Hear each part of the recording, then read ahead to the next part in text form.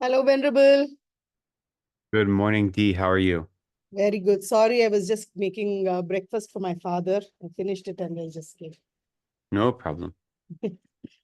So yes, Venerable, I'm just going to send a message to everyone that the room is open and that we will start shortly. Okay. We'll be on normal Indian time. We can give it 10 minutes or so, you know? Yeah.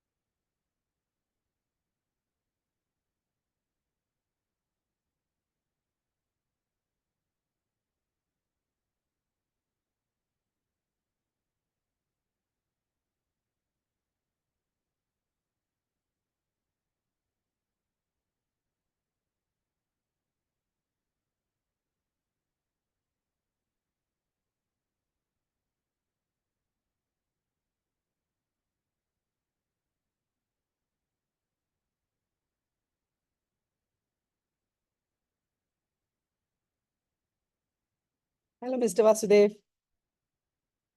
Hi, how are you? Very good, sir.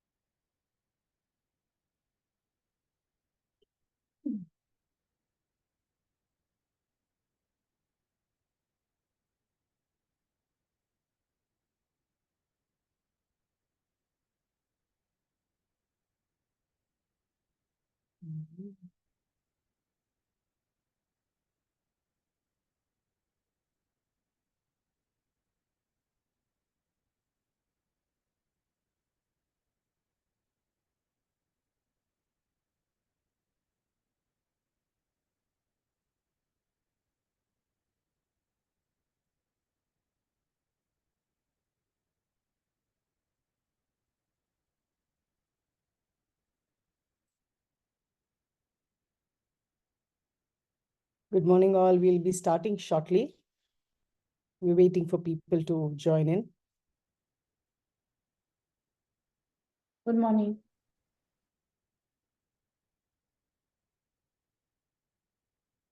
Yeah, it'll be nice if some of you could please, or if you can please put your cameras on so Venerable also can see who the students are.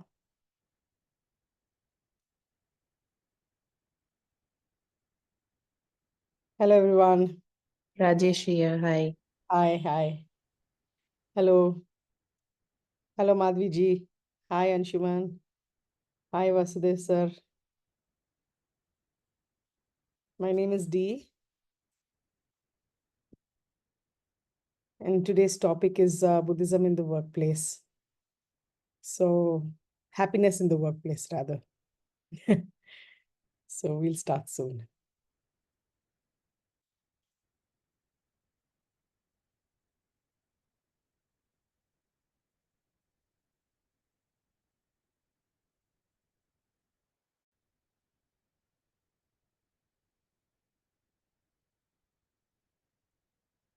Hello, everyone. Welcome. Welcome to you all.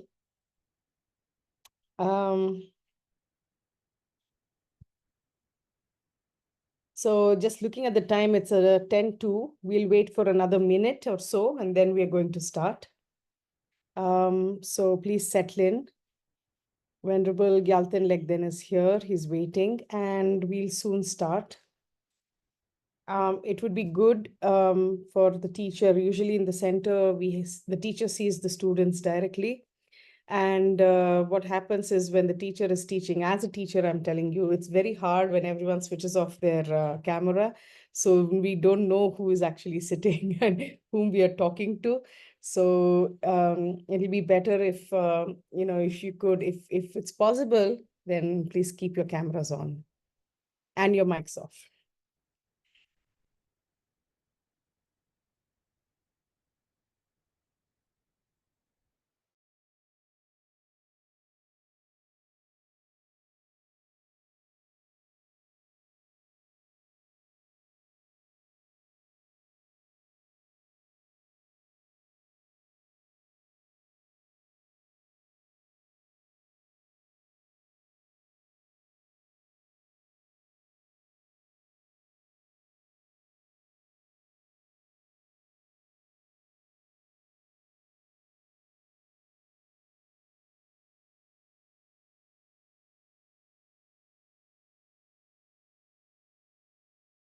Venerable Legden, can we start?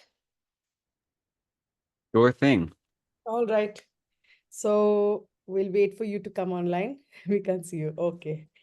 Hello, everyone. Welcome back to Choe Khor Sum Ling. We had a wonderful session last evening where we were studying about mind training like the rays of the sun. This was for students that were registered. So for some of us, it's like a second session today. But for those of you who are new, we welcome you to the happiness series, where we are trying to find out what makes us happy and how we can find happiness in the day-to-day life that we are leading, in the sometimes mundane life where we're stuck in daily rigmaroles and things like that. And to lead us through this really, really important topic, we have again Legden with us. Gyalten Legden with us. And Legden La, for those of you who don't know, is a monk who has been very kindly visiting our center and teaching us on the different topics of Buddhism, Lamrim, and right now with Lojong topics of mind training topics. Legden La is a student of Buddhist philosophy and is also pursuing his own education in Seraje Monastery in Bailkupe. So it's really hard for students to, give some time for us and teach us beginners in the path. So thank you so much for taking your time.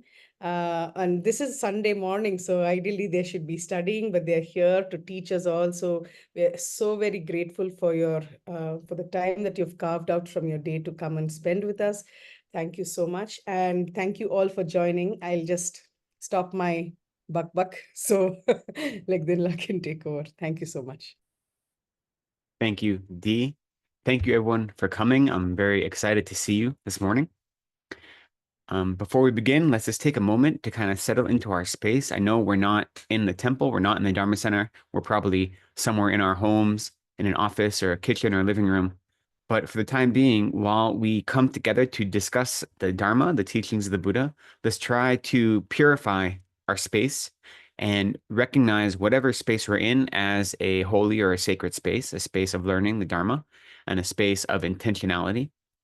And so we take some time to kind of tune out the everyday of our space and make it a Dharma space in our minds.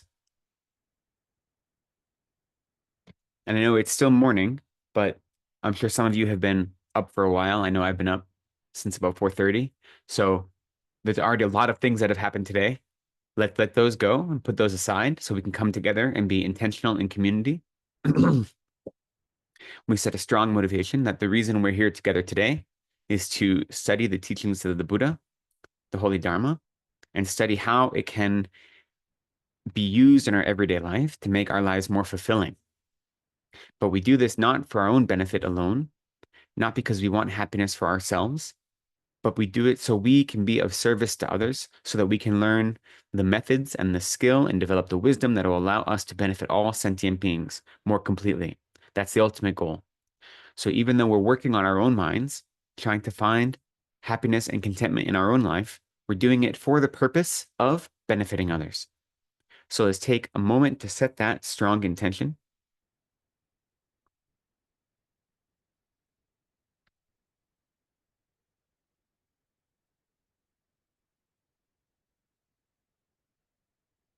Great. So we'll do some introductory prayers. This is the fifth in this happiness series we're doing. And the first four were, I guess, hypothetically more focused at happiness, practicing the Dharma at home. These next few will be practicing the Dharma at work, but they all kind of overlap and go together. But in the first one, especially, I talked about the use of prayer as part of a daily practice, not just something you do because you have a commitment to or because you're expected to, but about how engaging in prayer is an opportunity to meditate on the topics and how, most importantly, to open your heart so that you're able to receive the teachings and the blessings of the Buddhas so that you're not closed down. So prayer itself is a meditative practice, and it is a practice of opening up and exploring and understanding your mind. So I like to, at least in these sessions, do a little bit more extensive prayers in the beginning. Not a lot, but just a few. And so I'll pull those up on the screen so we can do them together. Okay. So as we do these prayers, most of them we'll do in English. So they're easier to understand, but that means we don't have beautiful tunes to go along with them. That's okay. As you recite them, really try to let the prayers be experienced in your mind, right? Not just words that come from your lips, but an actual meditative experience of opening your mind up, opening your heart in such a way that you become more receptive to the teachings. It's like a softening, you know?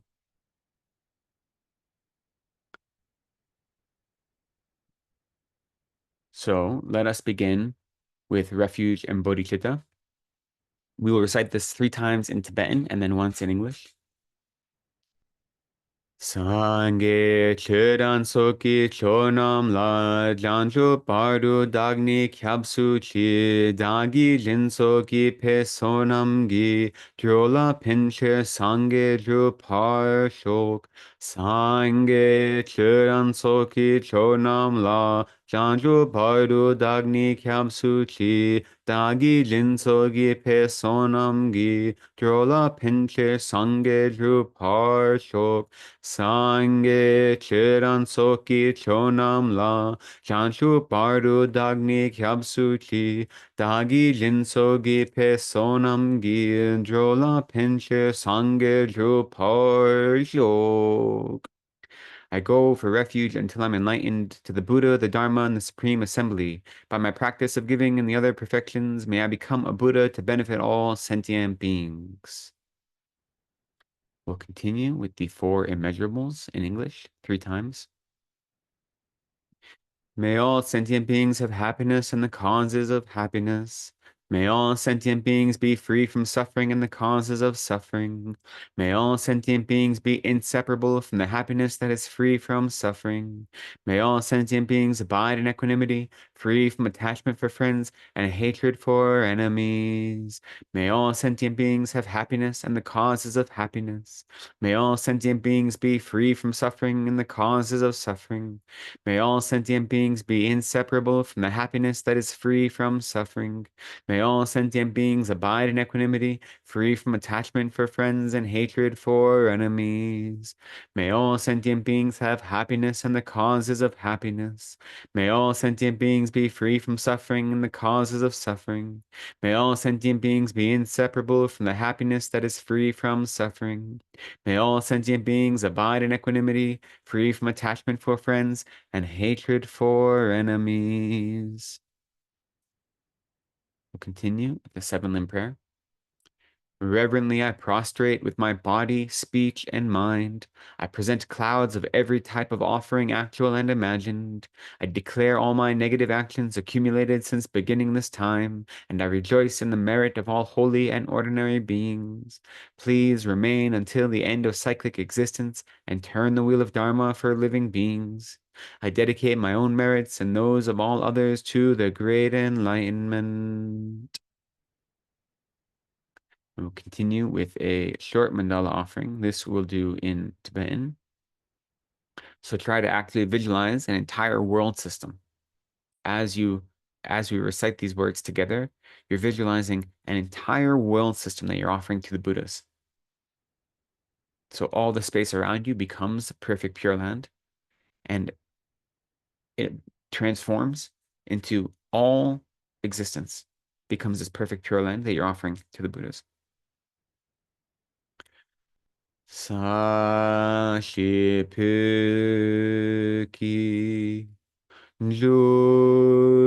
Jushing me tok Tramri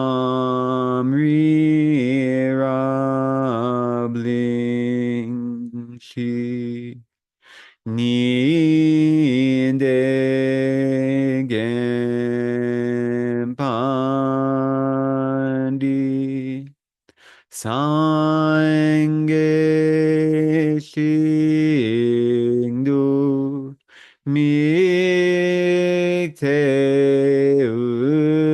Uwai Jokun Namandang Shingla Chipar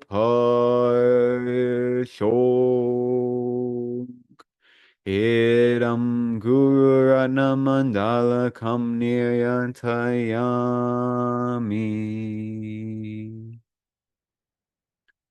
I'm going to continue with this praise to Shakyamuni Buddha. It's a recitation of praise not only to the Buddha, but to all three jewels to help open our minds to receive their blessings and to be concordant with their teachings. To the founder, the endowed, transcendent destroyer, the one gone beyond, the foe destroyer, the completely perfected, fully awakened being, perfect in knowledge and in good conduct, Sugata, knower of the world, supreme guide of human beings to be tamed, teacher of gods and human beings.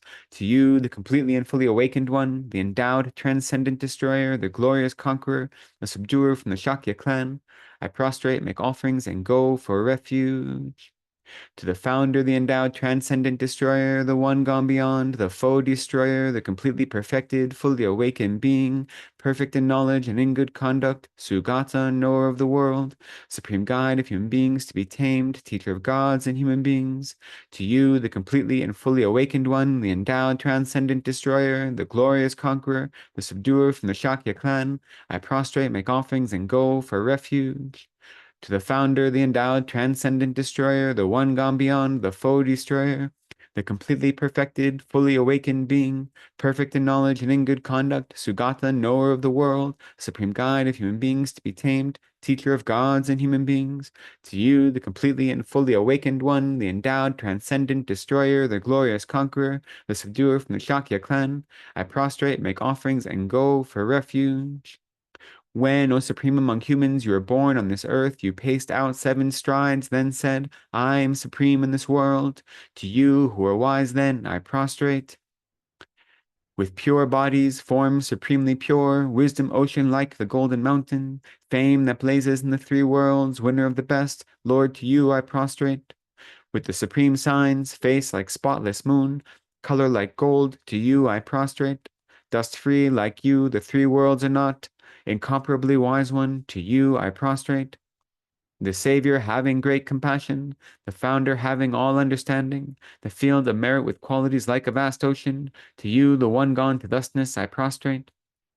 The purity that frees one from attachment, the virtue that frees one from the lower realms, the one path, the sublime pure reality, to the Dharma that pacifies, I prostrate. To those who are liberated and who also show the path to liberation, the holy field qualified with realizations, who are devoted to the moral precepts, to you, the sublime community intending virtue, I prostrate. Homage to the Supreme Buddha, homage to the Dharma refuge, homage to the great Sangha, to all 3 ever devout homage. To all worthy of respect, bowing with bodies as many as all realms, atoms, in all aspects, with supreme faith I pay homage. Do not commit any non-virtuous actions. Perform only perfect virtuous actions. Subdue your mind thoroughly. This is the teaching of the Buddha. A star, a visual aberration, a flame of a lamp, an illusion, a drop of dew or a bubble, a dream, a flash of lightning, a cloud, see, condition things as such. Through these merits may sentient beings attain the rank of all-seeing, subdue the foe of faults, and be delivered from samsara's ocean, perturbed by the waves of aging, sickness, and death. And so now, to help set our minds in the path of wisdom, we will recite the Heart Sutra.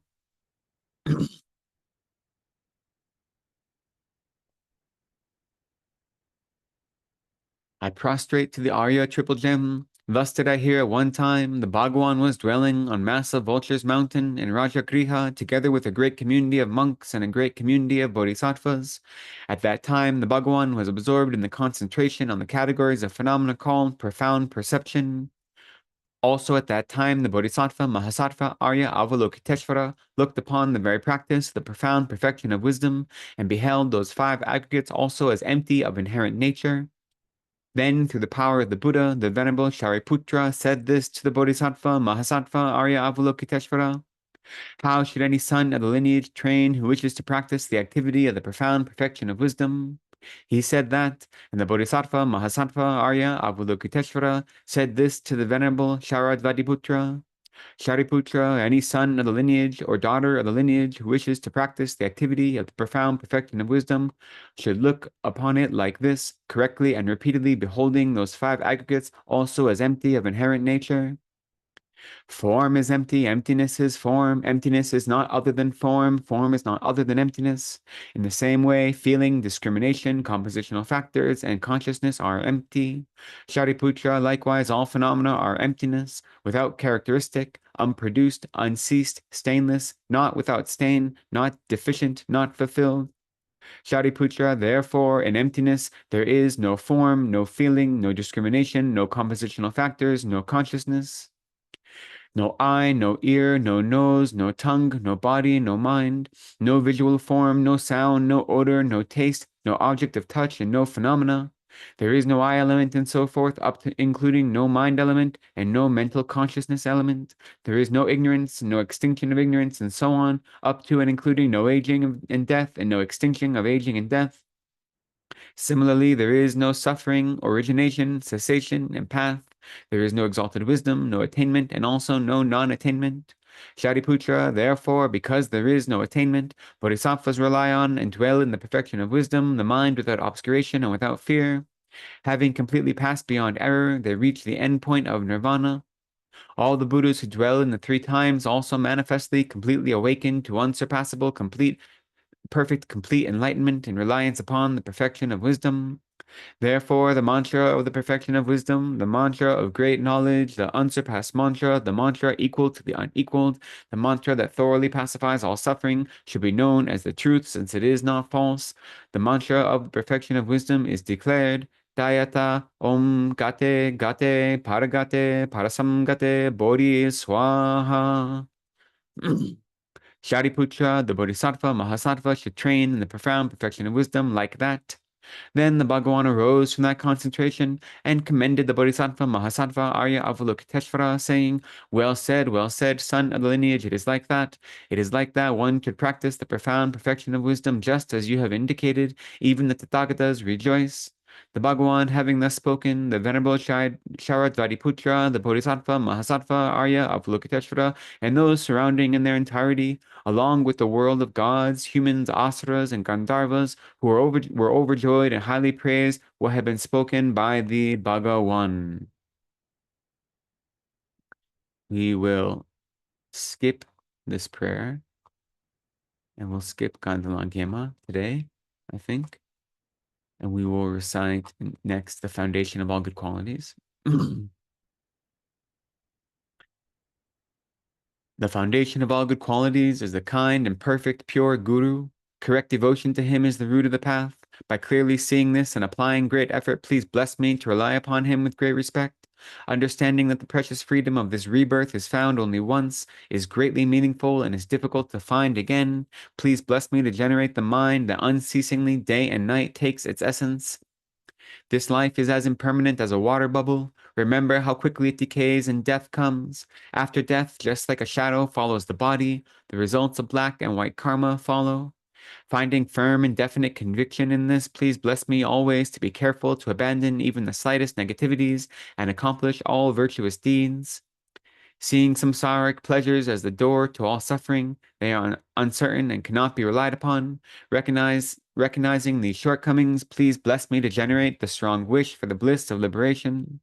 Led by this pure thought, mindfulness, alertness, and great caution arise. The root of the teachings is keeping the pratimoksha vows. Please bless me to accomplish this essential practice. Just as I have fallen into the sea of samsara, so have all mother migratory beings. Please bless me to see this, train in supreme bodhicitta, and bear the responsibility of freeing migratory beings. Even if I develop only bodhicitta, but I don't practice the three types of morality, I will not achieve enlightenment. With my clear recognition of this, please bless me to practice the bodhisattva vows with great energy. Once I have pacified distractions to wrong objects and correctly analyzed the meaning of reality, please bless me to generate quickly within my mind stream the unified path of calm abiding and special insight. Having become a pure vessel by training in the general path, please bless me to enter the holy gateway of the fortunate ones, the supreme Vajra vehicle. At that time, the basis of accomplishing the two attainments is keeping pure vows and samaya. As I have become firmly convinced of this, please bless me to protect these vows and pledges like my life. Then, having realized the importance of the two stages, the essence of the Vajrayana, by practicing with great energy, never giving up the 4 sessions, please bless me to realize the teachings of the Holy Guru.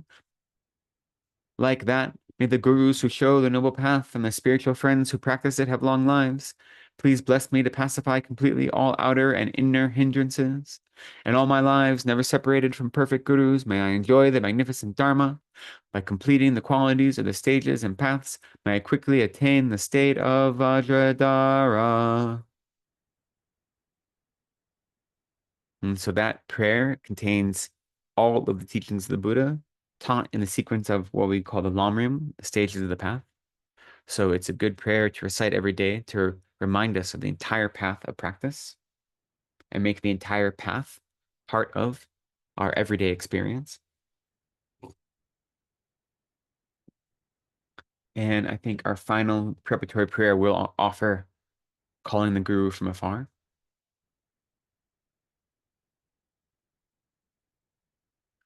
Lama, think of me. Lama, think of me. Lama, think of me.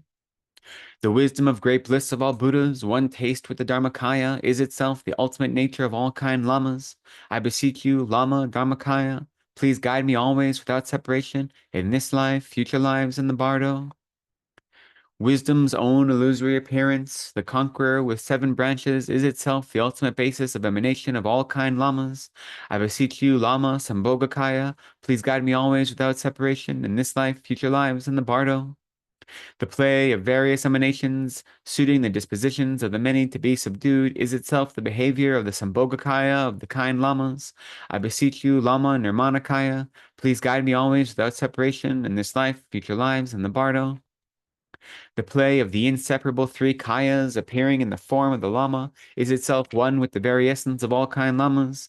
I beseech you, Lama, the inseparable 3 kayas, please guide me always without separation in this life, future lives, and the bardo.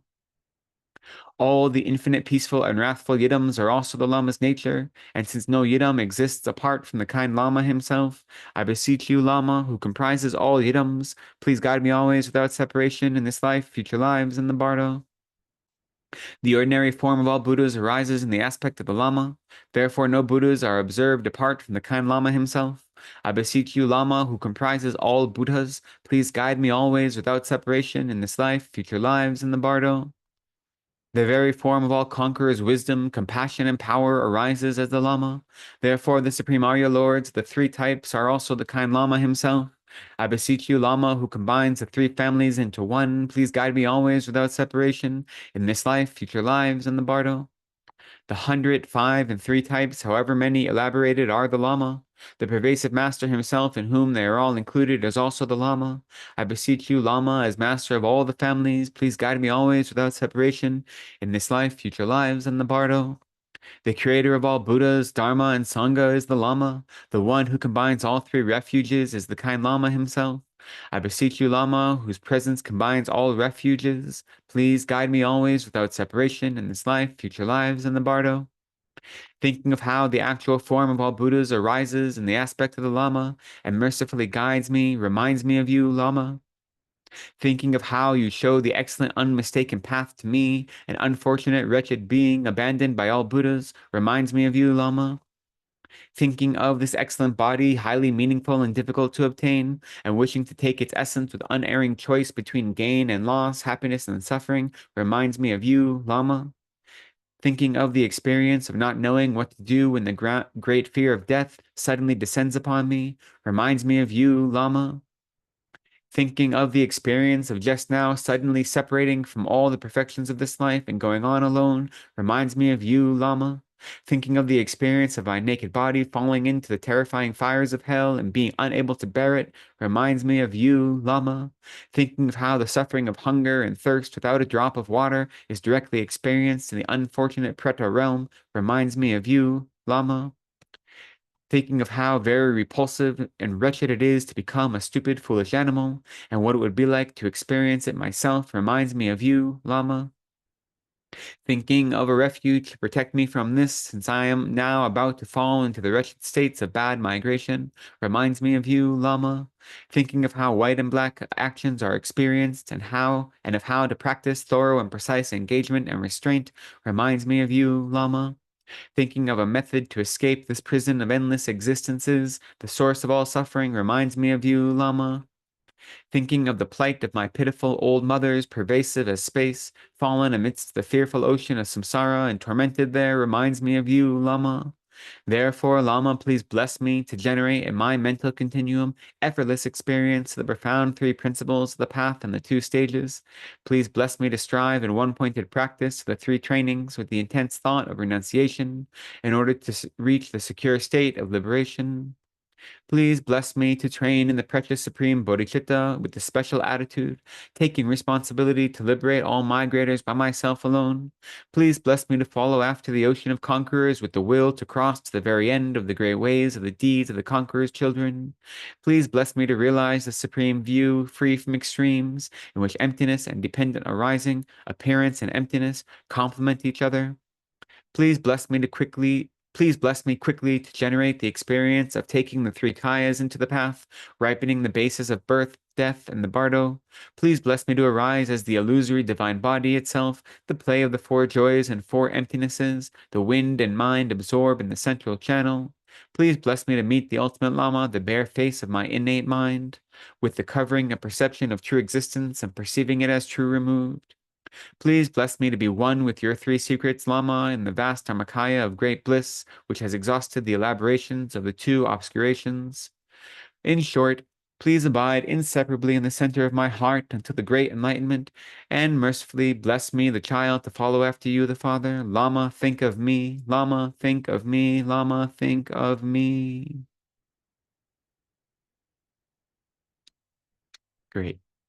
Thank you for offering those with me. I know it seems a little bit extensive, but I think there's real benefit in preparing our minds through meditating on prayer. So I always enjoy the opportunity to do. So today, we're going to start this section of hypothetically practicing Dharma, living Dharma in the workplace, finding happiness in the workplace.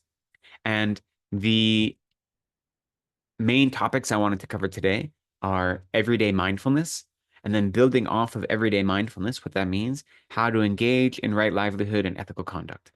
I think those all work really well together. So that's going to be the goal for our discussion today. We will go until maybe 11:30 or so, and we'll take a short break to give everyone a chance to stretch their legs. And then we'll come back. If we have time, if I don't ramble too much, then we'll have time to do a meditation together. If I do ramble, then we'll just see what we have time for, okay? As I go, you're welcome to ask questions at any time. I'm not going to be able to see if you raise your hand or anything like that, so you can just unmute your mic and interrupt me, and that's fine. And if I think the question would be better served answering it later, then we'll put it off, or I can answer it right then. So don't don't hesitate to ask a question, okay? If you have any, you can interrupt me at any time. That's fine. And lastly, just as a warning where I am, when we just lost electricity, my internet is going in and out. So if I disappear, I have an alternate internet source backup ready to go, but I might disappear for a minute. I'll come right back in, okay? So don't go anywhere if I disappear. It's just kind of one of the obstacles we face doing online teachings out of Balakupa, you know?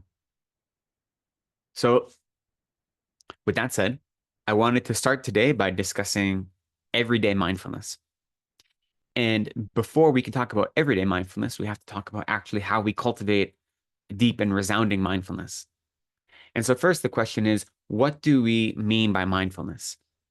And in the contemporary kind of contemporary way mindfulness is used, it tends to mean a non-judgmental pervasive awareness of all inner and outer phenomena that are happening at any given time.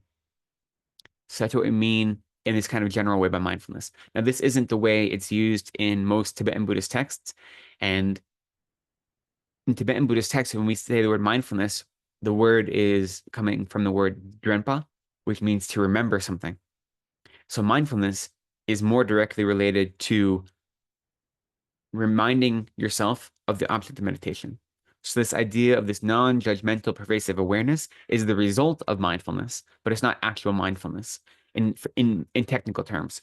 But for our purposes, we'll kind of use those terms a little bit indiscriminately. Okay. So the goal is to be able to have this level of awareness that pervades all of our activities, that is non-judgmental, but is just aware of what's happening around us and what's happening within us.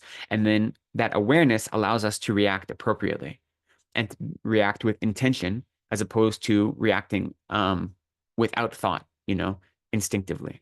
Because we've been reacting instinctively our whole lives and in countless past lives, and it hasn't freed us from samsara.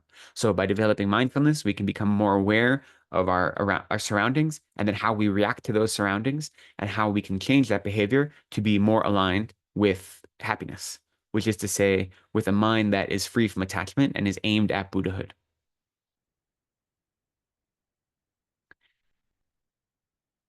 So before we can start adapting mindfulness into our everyday lives or everyday experiences, we have to train and we have to build up our skill in having a focused mind. And the way we do this is we train in different types of different types of concentration meditations. And the most common one is training in calm abiding meditation. So this is called shamatha in Sanskrit, shine in Tibetan, sometimes called calm abiding, which is a literal translation, often called mental quiescence, which just seems harder to say. But it is a type of mind, a type of concentration where without any effort at all required, you can focus your attention single pointedly on any object you want, and you can keep that attention without moving at all for as long as you want. And it requires no effort on your part. So we have to train in such a way as to develop the single pointed concentration that we call calm abiding.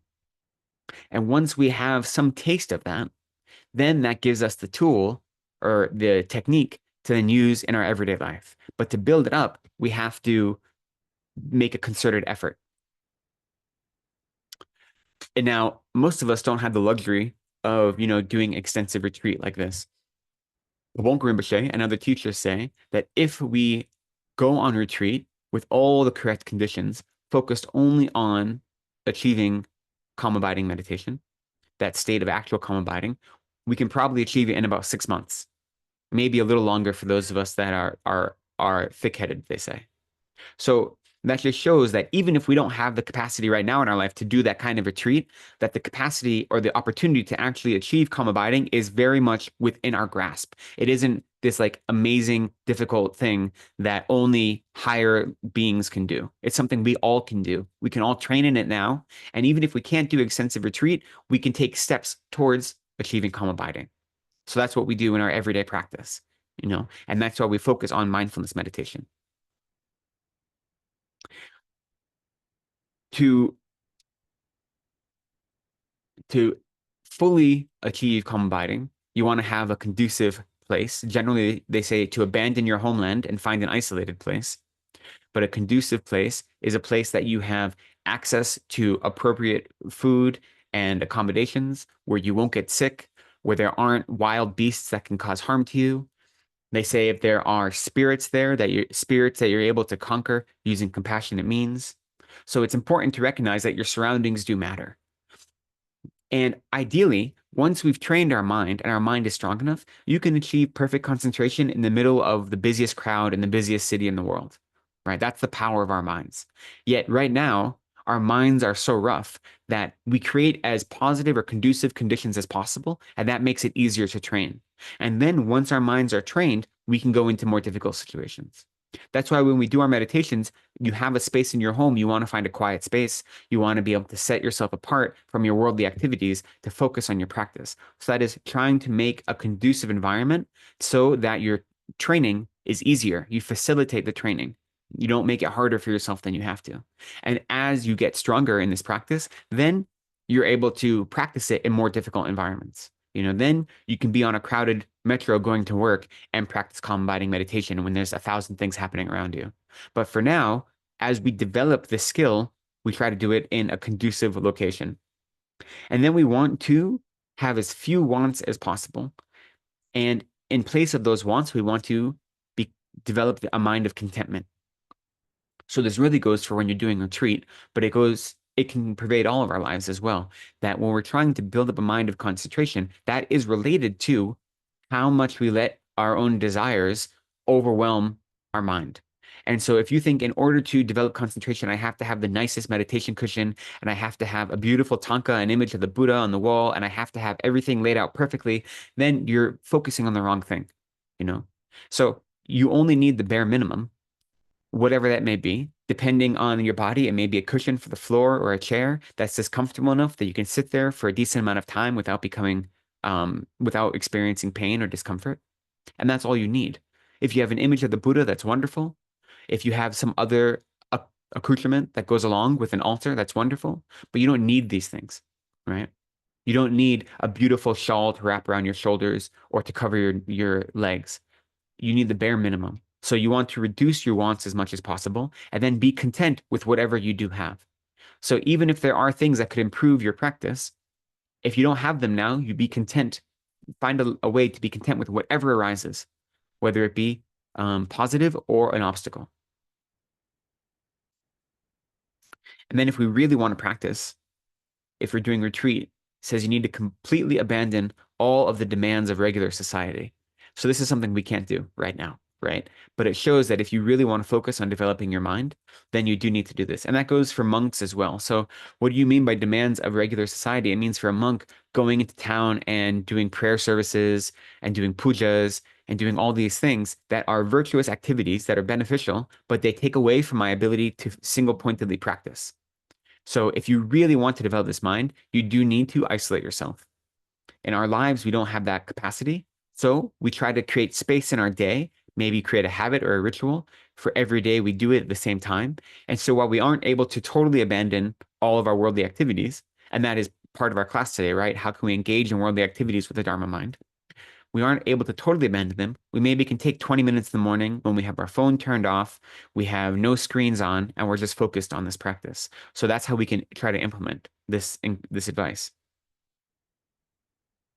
And then lastly, we want to have a firm basis of ethical discipline. So ethical discipline serves as the foundation upon which virtuous minds can emerge. So ethical discipline kind of undergirds our entire Dharma practice, even a practice that's focused just on concentration. If we're constantly engaging in non-ethical behavior, then our minds are going to be constantly disturbed and roiled up and be much harder to tame them because our mind is always following non-virtue. So those are kind of the groundwork for trying to develop concentration, trying to develop single-pointed concentration or calm abiding. So then as we begin to practice, they say there are 5 major obstacles to achieving calm abiding, and there are 8 antidotes to those 5 obstacles. And the first one is the one that I always get caught on, and the one that's like the hardest for all of us. The first obstacle is laziness. It's exactly what you think it is. It's not getting onto the cushion. It's not doing the work. That's the first obstacle, laziness.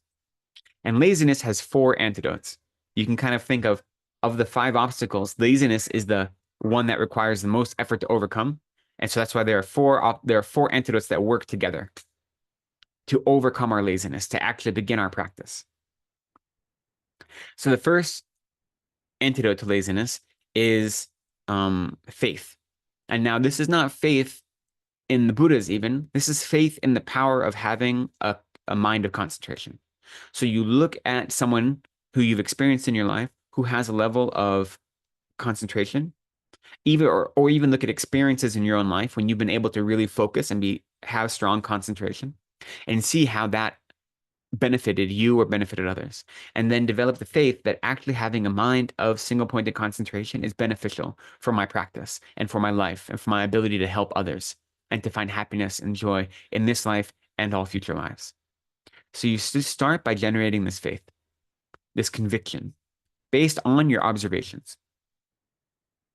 And then from that conviction, you develop the aspiration. Once you have conviction or faith that there is benefit to single pointed concentration, you develop the aspiration or the wish that I want to achieve that, or some taste of that in my life. So that's the next step to overcome laziness. You develop conviction and then the aspiration. And then from there, you exert effort.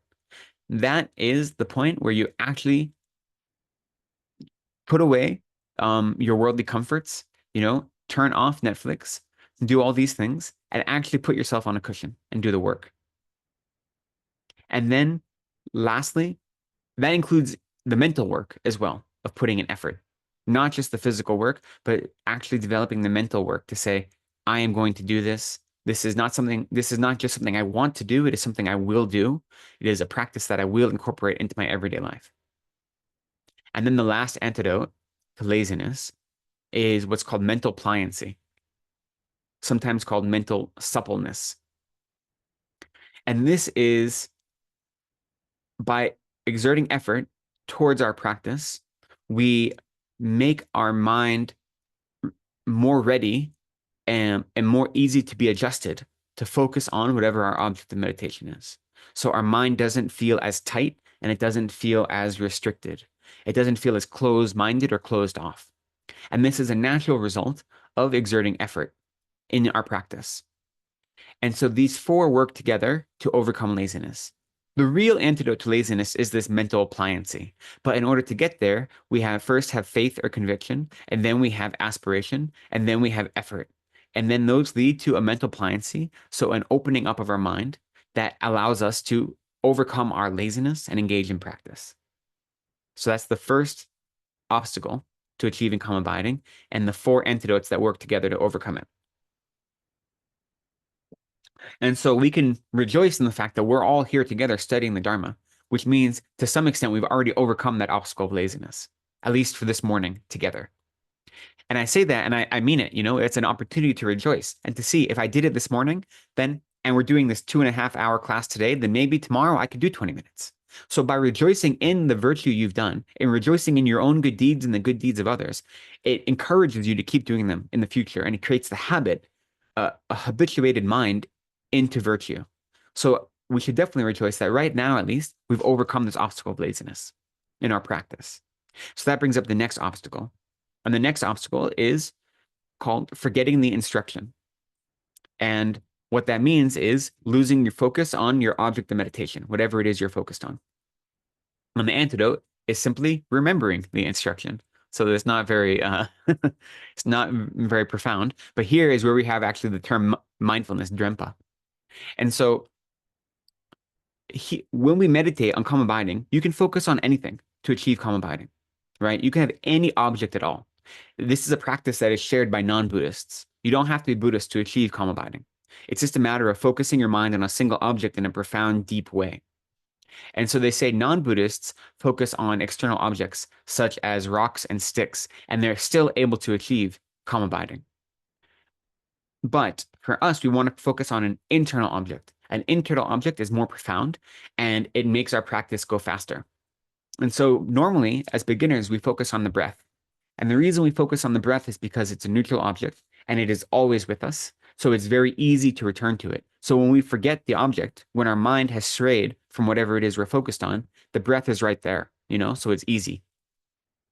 If you practice Mahamudra as taught by Tsongkhapa and Panchen Losang Gyaltsen, then the mind itself is the object. So the mind that's doing the observing is the same thing as what is being observed. So it's formless in that way. So that's another option. It's a little more complicated. What we often suggest in our tradition is that you start with the breath to get acquainted with the practice, but then the ideal object to develop mindfulness or single-pointed concentration is an image of the Buddha. And this is not a physical image, it's a mental image that you project. And the reason this is better than the breath is because that is a virtuous object. Your breath is neutral. But if you're focusing on an image of the Buddha, not only are you developing your mind using an internal object of meditation, but you are acquainting yourself with virtue. And so it becomes a more virtuous and more profound practice that way. But it is harder to develop that image of the Buddha. And so we start with our breath because it's easy and available to us. And then as you get more comfortable, you can investigate using other objects for your meditation. The one thing to resist is the proclivity to use an external object. So you might have an image of the Buddha and you might use that for reference because you may not be able to remember all the different characteristics of the Buddha, but you don't want to focus on that external object. That external object is not the object of your meditation. The internal object, the vision of the Buddha that you're able to project in your mind, that is what you're meditating on. So if you use external objects, whether a painting or a statue, you can use them for reference before you begin your meditation. But when you actually begin your meditation, you shouldn't rely on them. And you'll find they say that as your concentration improves, the object becomes more and more in focus. So when you begin, you may only be able to visualize the Buddha as like the vague shape and color of the Buddha with no details, kind of like everything is very blurry. And then the stronger your meditation comes, it comes into focus to the point where you can see every wrinkle of his robes.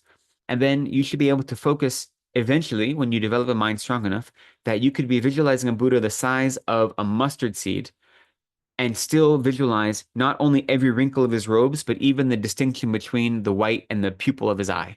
Like that's how detailed your visualization can be. But that takes practice. So the first is just the vague general outline of the Buddha, golden in color, sitting in a certain posture in front of you. And as you practice, it's like a camera lens moving into focus. So that's the object of our meditation. And so the second obstacle is forgetting that object, and mindfulness is what returns us to that object. They say it's like our mind is an elephant that is wandering around, and we want it to be focused on the object of meditation, which is like a stake in the middle of the training ground.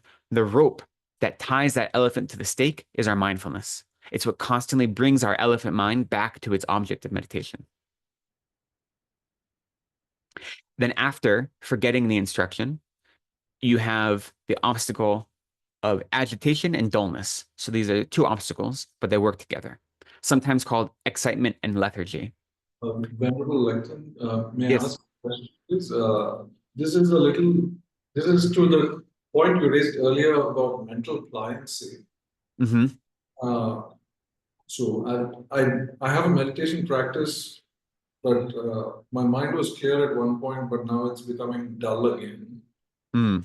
Is this related to mental pliancy? Is there a way to get it clear again? That's the reason why I'm asking that question. That's a good question. I'll try to address it as I go through these other obstacles. And if I don't answer it too sufficient, then ask me again and I'll try again. Okay. But it's a good question. I think there's a couple different reasons that can happen. I have a question too. Sure, go ahead. Could we use awareness of sensations as a calm abiding object? Because sensations are changing. It's not a single point.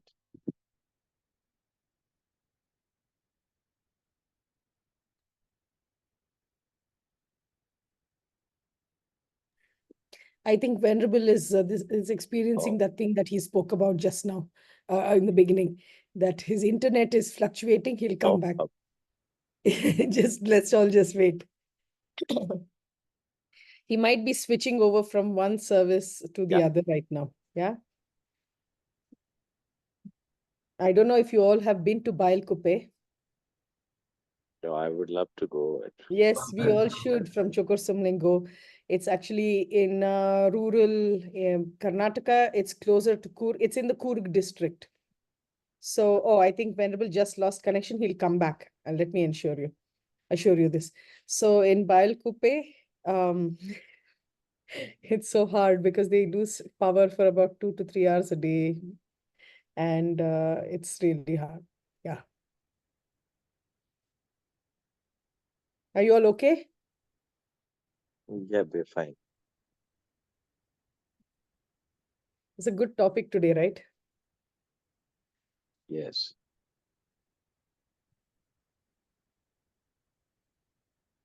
How many of you have been to the center at Bangalore?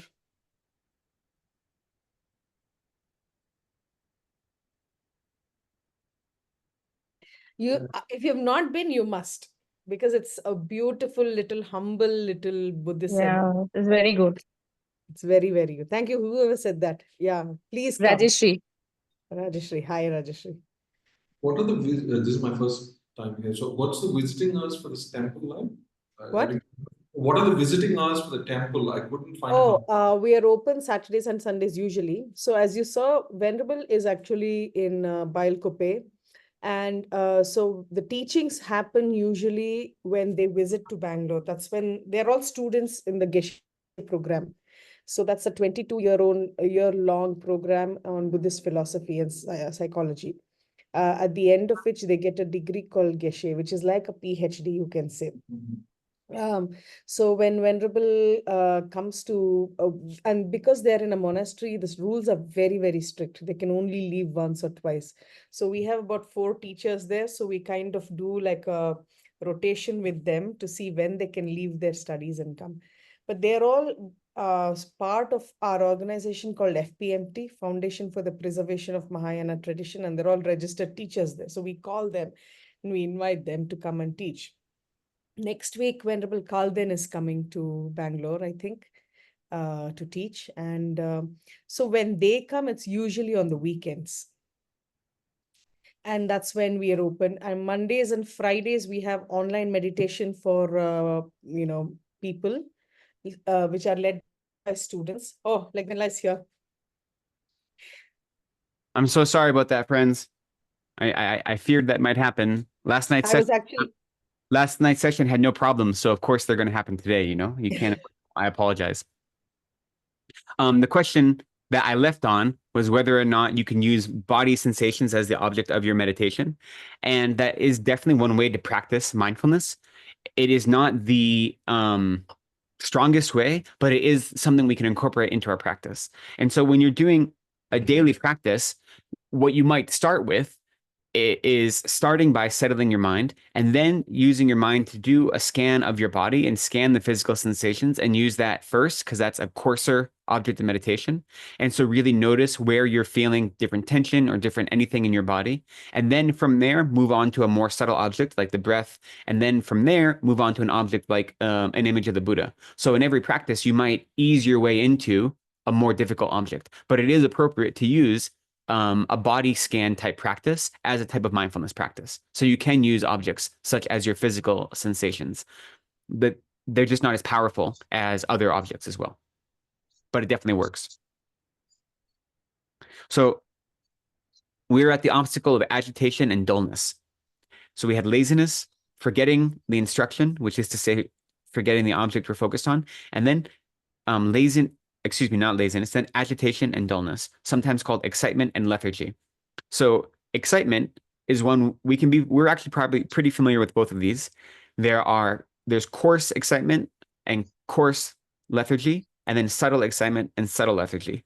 And for most of us, we're still overwhelmed by the coarse one. The subtle one is more difficult to overcome. So coarse lethargy is exactly what it sounds like, which is to say this feeling of sleepiness or getting sunk down or losing your ability to concentrate on your object, not because you are forgetting it, but because it just becomes far and far away. So it's this idea of sinking almost, the sinking feeling, a stupor or a kind of sleepiness. That's the coarse lethargy. And excitement is the opposite. It's our mind constantly hopping back and forth and not able to stay still in one place.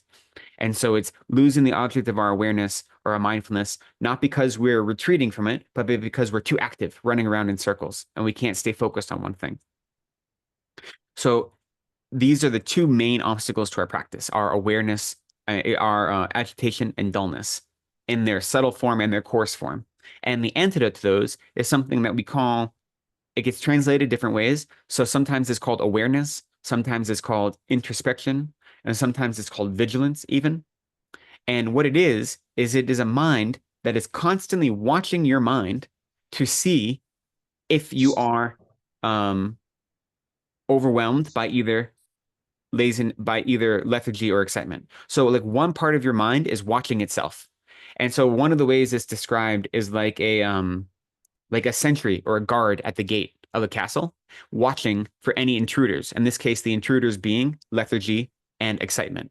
And so that's like when we are trying to meditate and we notice that we've become distracted and that we either from external distraction or an internal distraction and our mind is jumping all around, that moment of recognizing that is a moment of this awareness.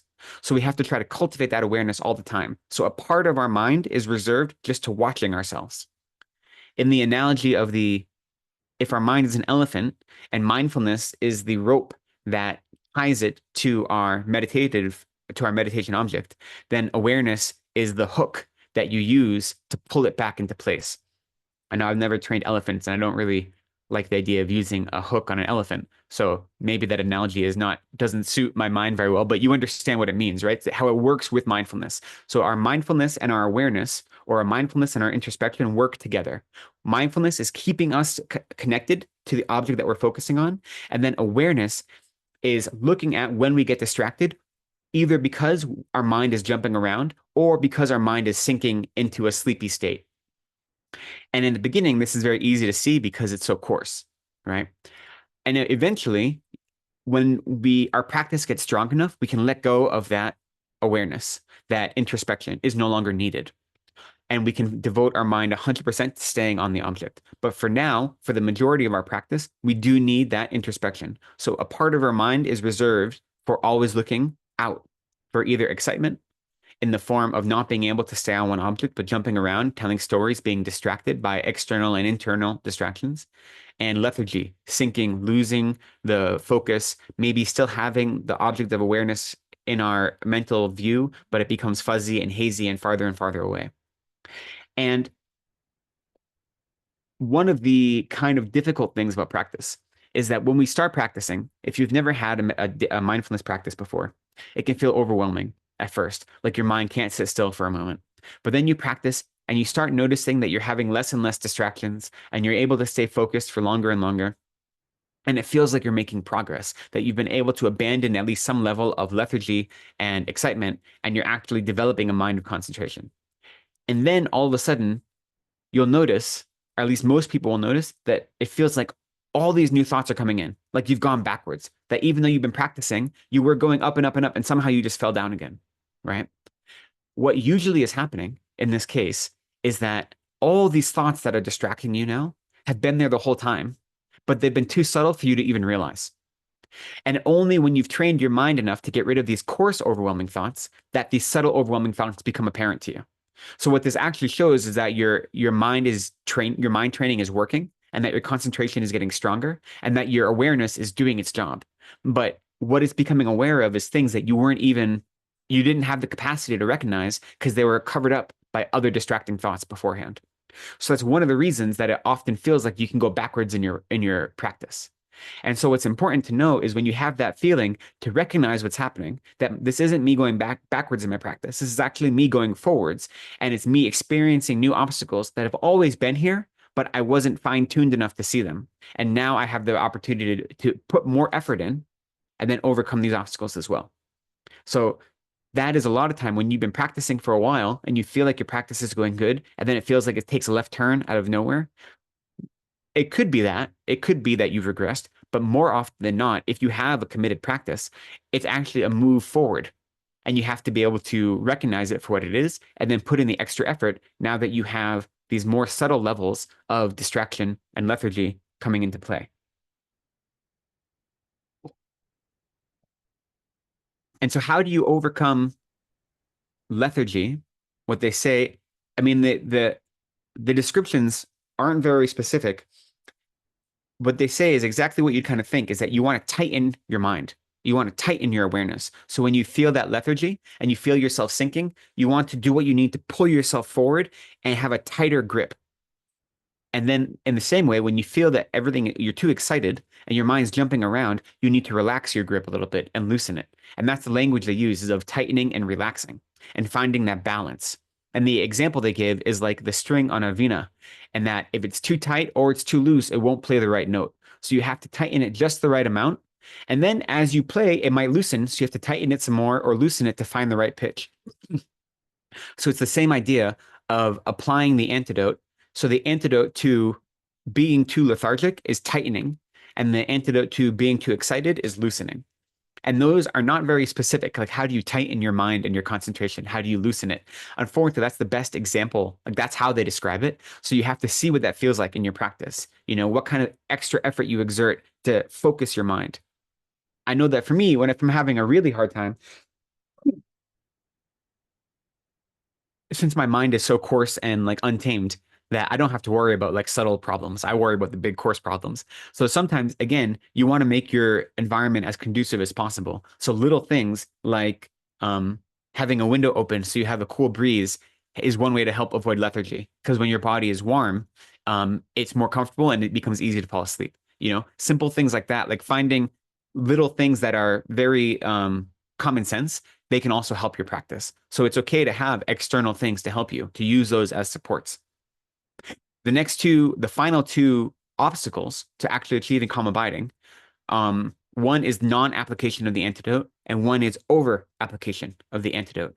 And so the antidote being the antidote to agitation and dullness. So when you notice that you've become lethargic, but you're not actually trying to overcome that lethargy, that would be the fourth obstacle, the non-application. And the antidote to that is to apply the antidote, to try to tighten your mind. And then if you tighten too far, that's called over application. And that's the fifth obstacle. So when you apply the antidote, you try to become tighter, or you try to loosen up if you're too excited. You can go too far. And so again, you need to have a mind of awareness watching yourself. And that is difficult at first. So at first, we just do the best we can. You don't have to worry about all these things. You just know that the two main obstacles are going to be a type of lethargy or a type of excitement. And the way you counter them is to kind of forcefully bring your mind back to your object of awareness and either tighten or loosen your grip on your object of meditation. And if you go too far, then you have to kind of reverse course. And you'll know when you go too far just by your experience. It's not something you pick up right away. It's just through your experience, you'll notice, you know. Wow. Okay. Venerable, Uh, a question. I find that I have good days and bad days. Like, mm, why is that so? I wonder. I mean, it's not that I set out to have a bad day, but yeah, of some days course. are harder. And then some days I find that I'm like, I finish my practice and I say, oh, that was nice. Oh, I'm so glad I did it. So, but I Yeah. don't know what I can do to make sure that my good days happen every day. Yeah. Unfortunately, we're all at a state in our journey where we're still very significantly affected by our external circumstances. And so that might be our physical circumstances or just where our mind is at and what kind of things have come up in our life in the past day or however long that happen to come to the forefront during our practice. And that can totally shape our practice. So it's very common, this experience, that some days your practice feels perfect and beautiful and you're refreshed afterwards. And some days it feels like you've been meditating for an hour and you look at the clock and like 2 minutes have gone by and you're like, what am I doing? I'm going crazy. That's a perfectly common experience. There's no easy solution, unfortunately. The solution is to always do the practice, even when it becomes difficult, and try to do so with, if the practice becomes difficult, then maybe ease off and you try to focus on a different object of meditation, or use the time to do a different type of practice. You know, you don't have to be slavish to the exact same practice. So there might be a practice that's lighter, that brings more joy. So you can take that as an opportunity to maybe focus on renunciation or compassion like this. And that might be a practice that lifts up your mind a little bit. as a way to remedy those days that don't feel as comfortable. But in the end, it's a matter of habituating ourselves and rejoicing in our practice, even when it's difficult. The fact that we're dedicating ourselves to understanding our mind, that we're dedicating ourselves to living a life that's meaningful and benefits others, is something to rejoice in, even when that takes a lot of work. Sometimes, especially when that takes a lot of work, because that shows our commitment. So, trying to always develop a mind of rejoicing in your practice and habituating yourself to the experience of what a calm and a blissful practice feels like. And when you don't experience that, do your best to sit anyway and continue making your practice regular. Unfortunately, there's no easy solution. It's just to keep doing it. And no matter how much you practice, until you are like a high level bodhisattva, you're still going to have bad days. You know, that's just something to expect because you are in samsara, right? As long as we're in samsara, we're going to experience samsara. And so we're going to have bad days. And the trick is not to let those bad days overwhelm you. That when you have a bad day, don't be like, well, I'm giving up. I'm never going to meditate again.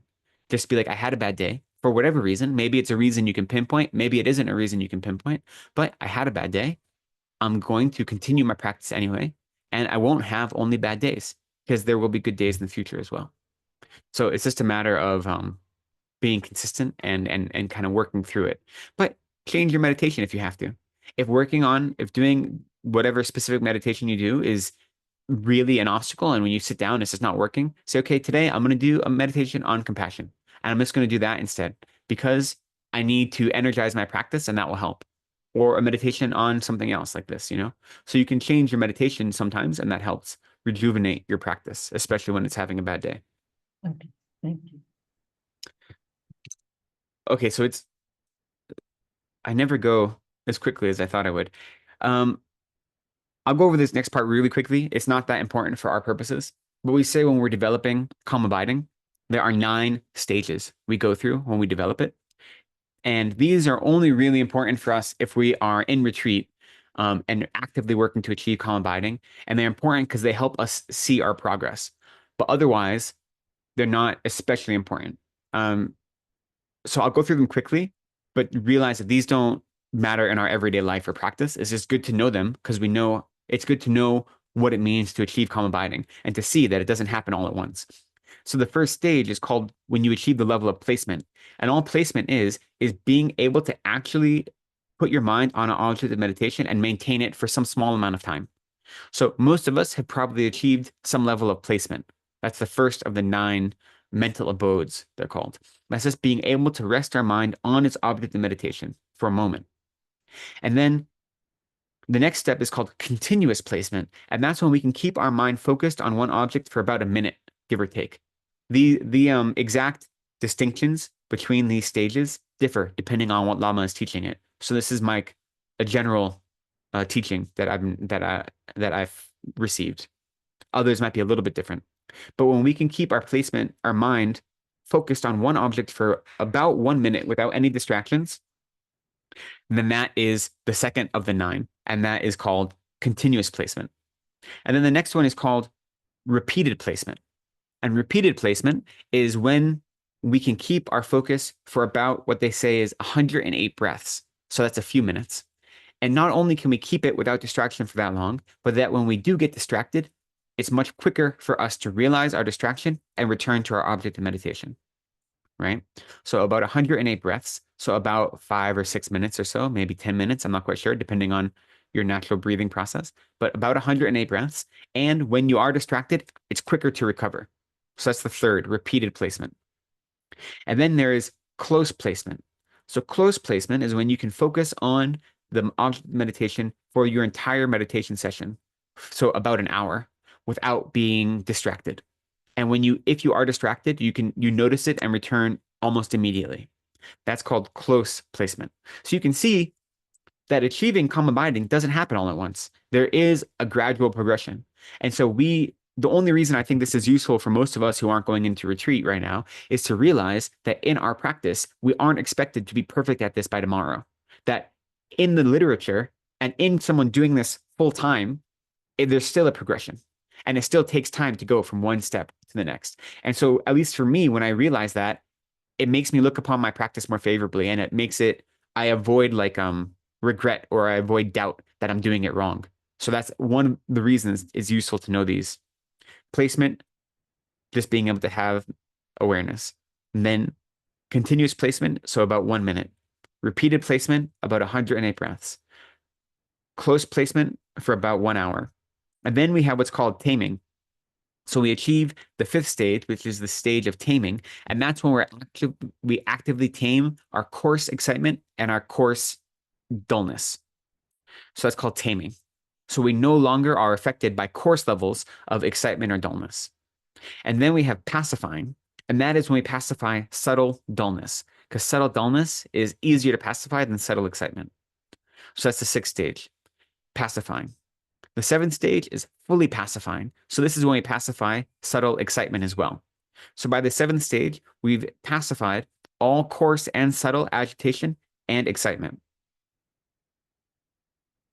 And that naturally moves into the eighth stage, which is having single-pointed concentration. But this single-pointed concentration requires effort from our part. So we are able to focus on an object for as long as we want, but we have to exert effort in that practice. So that's the eighth stage, single-pointed concentration, but it involves effort. Then the ninth stage is called balanced concentration or equipoise. And this is effortless single-pointed concentration. And it is very similar to actual calm abiding. It is just a little bit away. So it's important not to stop there because it's not real calm abiding, but it's very similar to it. It's effortless single-pointed concentration. And then that, when you're able to do that for a long time, that develops into actual calm abiding, actual shamatha. And the distinction between the balanced equipoise, which is effortless single-pointed concentration, and actual calm abiding, is that actual calm abiding is accompanied by the great bliss of mental pliancy. So we talked earlier about how we have to develop mental pliancy to help start our practice. But pliancy, there's 4 types. There's mental pliancy, and then there's physical pliancy, and these are developed sequentially. So first you develop a mental pliancy, an ability to have a more open mind and a mind that is able to be moved around from one object to another, like this. Then you have physical pliancy, which is an ability to be more relaxed in your body and to actually adjust your body in ways to engage in practices.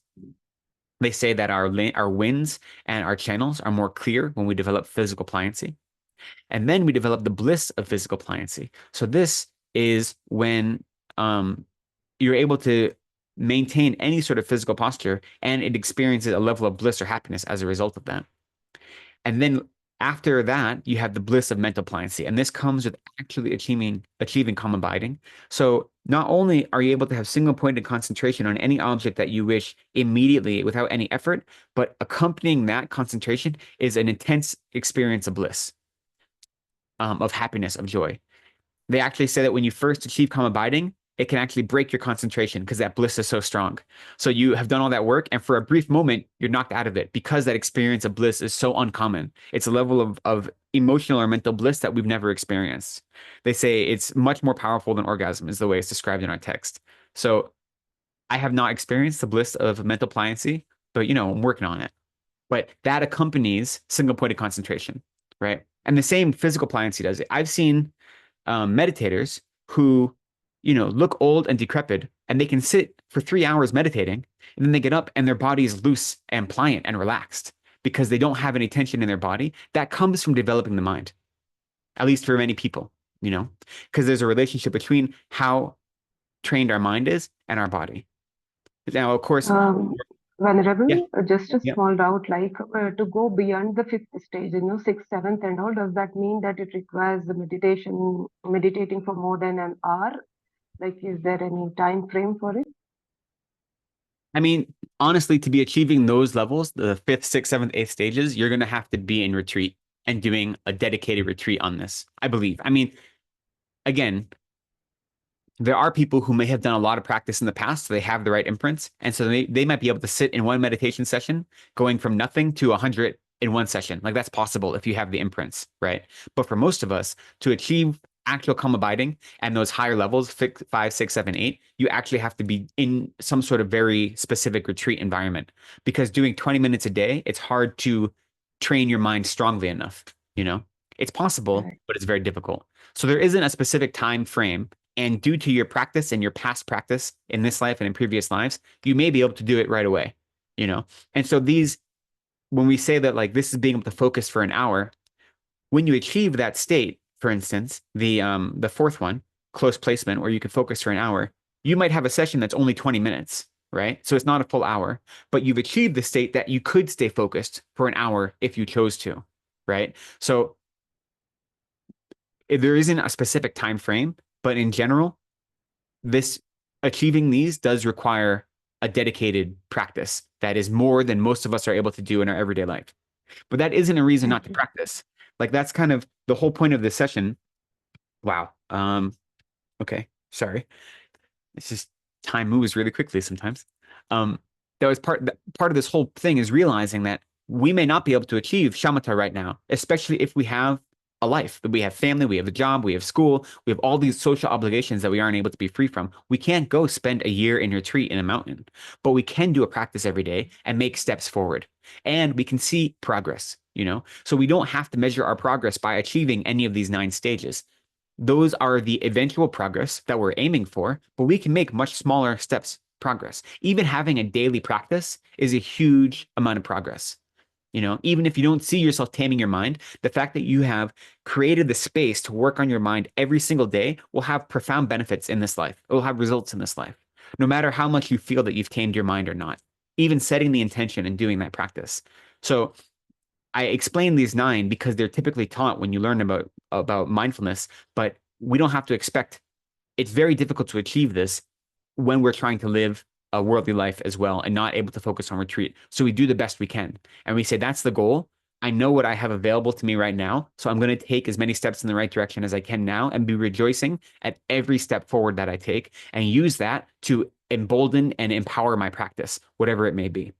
Because the next step, after we develop some level of mindfulness, some level of concentration, we want to bring that into our everyday life. And that's the real goal, right? So we do this work every day on a cushion so we can live our whole life having a level of mindfulness.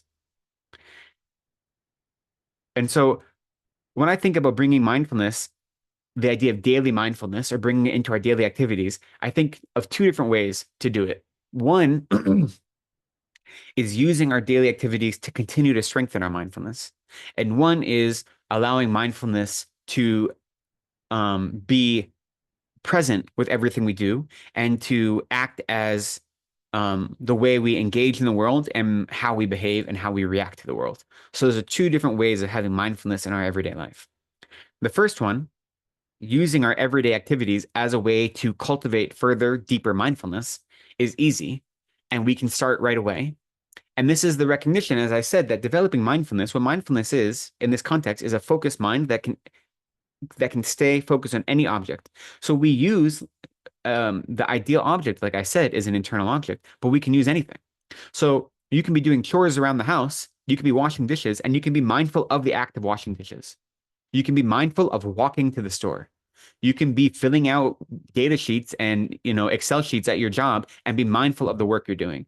And you can use whatever these mundane tasks are as a way to develop mindfulness, And so depending on the task, you then supplement your practice. So very common, at least in the West, they do walking meditation. So walking meditation, find a space where you can walk in a decent circle and allow your mind to actually focus on the movement of your feet. And as your foot lifts off the ground, what's the sensation of it lifting off the ground? And then settling back on the ground, and you feel your weight shift forward on your foot, and so forth.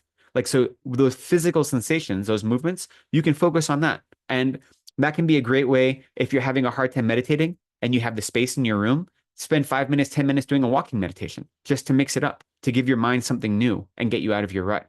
But so you can do that kind of practice in everything. If you're washing dishes, you can be very focused on what movements your hands are doing. How does it feel to hold one dish in one hand and a sponge or soap in the other? Be attuned to those. When you're eating, I remember doing a practice once of mindful eating where we ate literally like one wedge of an orange and it took us 25 minutes, because they were so focused on experiencing the texture of the orange and the smell and all the details of it. And first the physical details and so forth. And it's not really practical to take 25 minutes to eat a single bite of orange during your lunch break, but you can have some level of mindfulness when you engage in eating, even. So that's the first level of bringing mindfulness into your everyday life, is using your everyday activities to cultivate further mindfulness.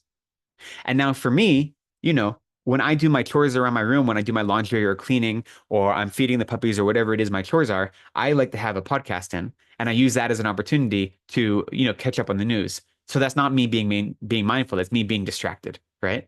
So I'm not using that opportunity well. And so for me, I have to find a balance. As long as I'm able to practice at some point in the day, I feel there's benefit in my life to, keeping up with the news. So I listen to podcasts when I do my everyday chores. So you have to find a balance in your life. But ultimately, mindfulness means running away from distraction. And most of our life is spent running toward distraction. So I guarantee that I'd probably be, my meditation would be stronger if I spent all that time just trying to be mindful of my activities, like doing chores, for instance. But I also know that if you push too hard, then you can have burnout, or you can snap, right? That you can decide that you can go too hard and it makes it harder to practice. So you have to find that balance of pushing yourself, but always wanting to practice the next day. The way some of the teachers talk about developing a daily practice of concentration, they say it's similar to when you're meeting with a friend. You want to leave that meeting while you're still happy with your friend. You don't want to leave. You want to leave and want to come back and see them again. You don't want to overstay your welcome, right? And it's the same with meditation, is that you want to finish a meditation session when you're still happy to be meditating. Because if you let yourself get into the place where you're like, oh God, I just want to be done with this, then it makes it harder to come back the next day, right? So you have to find that balance of bringing meditation into the small activities in your life that you can. But if it feels like a chore and it feels like work and it is making you discouraged to practice more, then take a step back and find the balance. That's the important thing, is we should always be pushing ourselves, but do so in a relaxed way. That we recognize that we are in samsara, we're doing the best we can, and we have to exert effort. We've been used to being lazy for so many times, so many lifetimes. So exerting effort takes work. But if we go too hard, then we're not going to want to come back tomorrow. So like one of the big mistakes you see with people that are starting brand new meditation practices is they say, okay, they've gone and did like a 10-day retreat, let's say. And they had great experiences on these 10-day retreat where you meditate literally all day long in silence. So then they go home and they say, okay, I'm going to do an hour of meditation every single day, right? And they do that for about a week, and then they burn out, because an hour of meditation a day is hard. And when you're in retreat, you're able to focus in a way that's hard to do in your everyday life, right? So it's easy to start really excited and then go too hard too fast. So it's better to start small, to start by having a 10-minute practice every day, even a 5-minute practice every day. And then when you feel like you finish your meditation and you're still happy and you still want to meditate more, then slowly increase it. And that is the same way you can bring it into your everyday activities. That if you realize I'm just being distracted when I do my daily chores, I can use this as a way to practice. I can use this as a way to encourage my mind towards mindfulness. So anything you do that doesn't involve, working with others, you can do in a mindful way. I'd be cautious of it. Like, you don't want to chop your vegetables and like be focusing on something else. So whatever you're doing, focus on it, right? Like don't be like, I'm going to focus on my breath and then, chop off a finger. That's not the goal.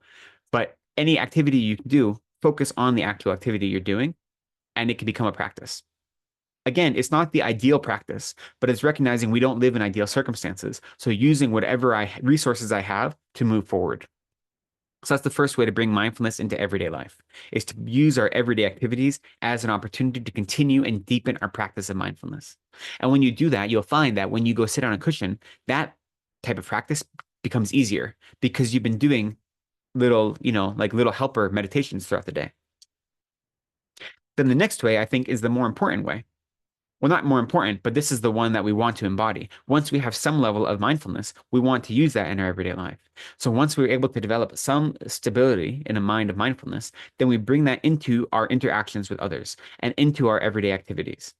And so what I mean by that is, say you're at work and someone criticizes you, instead of having that first reaction of anger, you have a mind that takes a step back and you says, okay, why am I reacting to this criticism? What emotions are coming up? Instead of acting on those emotions, let me see what those emotions are. Why am I feeling this? And then instead of acting instinctively, allow your mindfulness to analyze the situation and say, oh, this criticism, it caused me to develop this anger. And that anger is because I'm attached to being perceived in this way and they, disrupted that perception. And then once you realize that, you don't have to act out of anger, right? Then you can find what's the most appropriate way to react depending on the circumstances. So mindfulness lets you see your mind. That's the whole point, right? See what your mind is doing. I know in my life, before I started studying Buddhism at all, so when I was, in a teenager before I started college, I was very angry. I was a very, very angry teenager, for whatever reasons.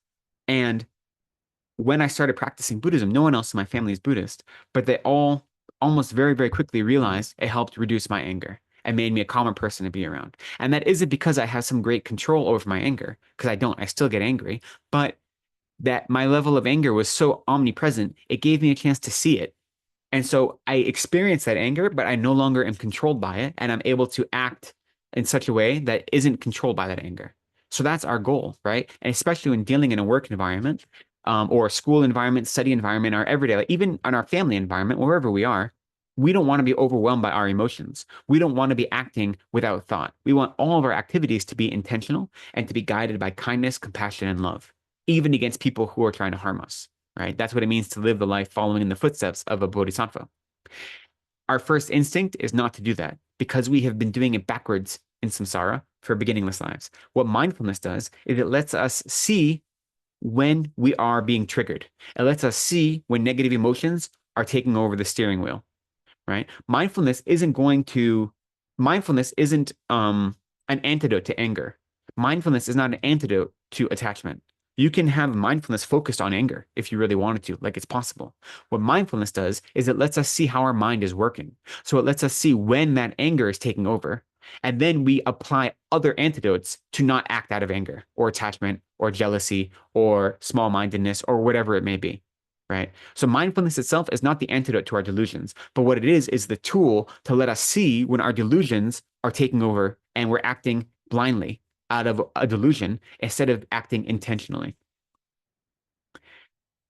And so that's what we want our mindfulness practice to be. And so what we can do, since we know that's the goal, we can try to incorporate small minutes of mindfulness throughout our day to help that mindfulness be always present. So you could set an alarm and every hour just do 1 minute of focusing on your breath when you're at work. You can do that silently. You don't need to be in a shrine room. You don't need to no one has to see what you're doing, right? You don't have to make a spectacle of yourself.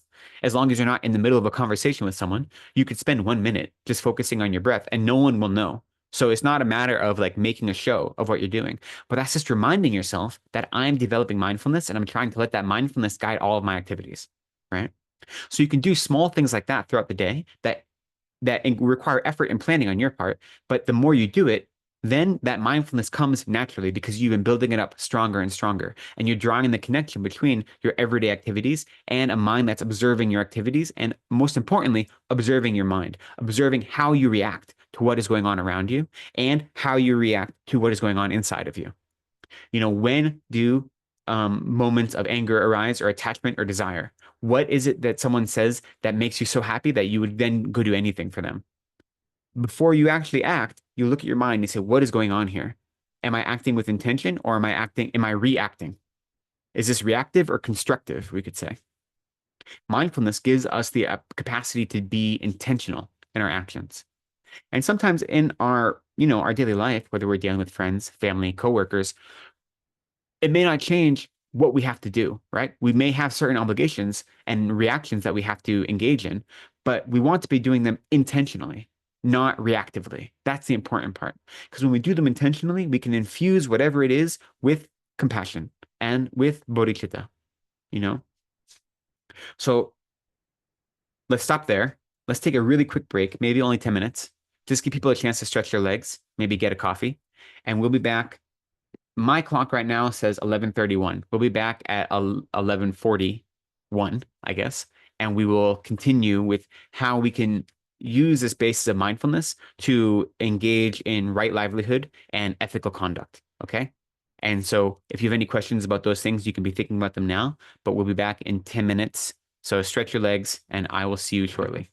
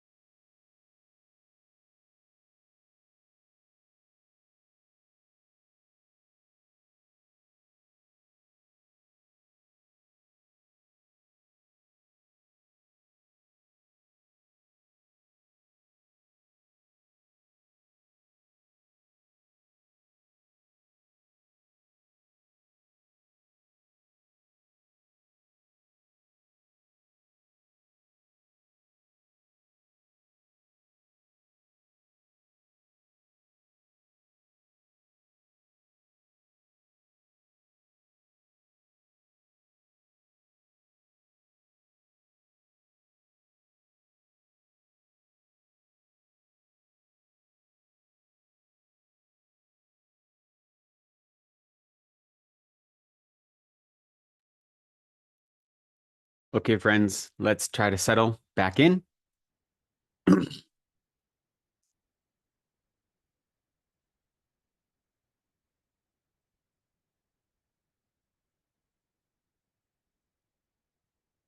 We still have about 1 minute, the 10-minute break.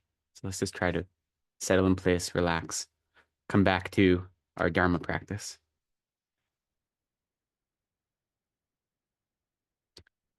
A 2.5 hour session is just a little too long to go without a break for most people. But sometimes that break can be very disruptive. So it's trying to find the right balance, right? Okay. So welcome back. So hopefully that primer on mindfulness was helpful in developing single-pointed concentration. And more important than that is taking that understanding of single-pointed concentration and then using it to develop a type of mindfulness you bring into your everyday life. So that has 2 points: how to use your everyday activities as further opportunities to meditate on mindfulness and to strengthen your mindfulness, and then how to allow that level of mindfulness to guide your action. So you use that mindfulness to become aware of what your reactions are to the world around you, and then act intentionally instead of reactively. I was going to go through more examples, but in the interest of continuing on, I won't. But if you have questions about it, I'll hopefully leave a little time at the end for questions.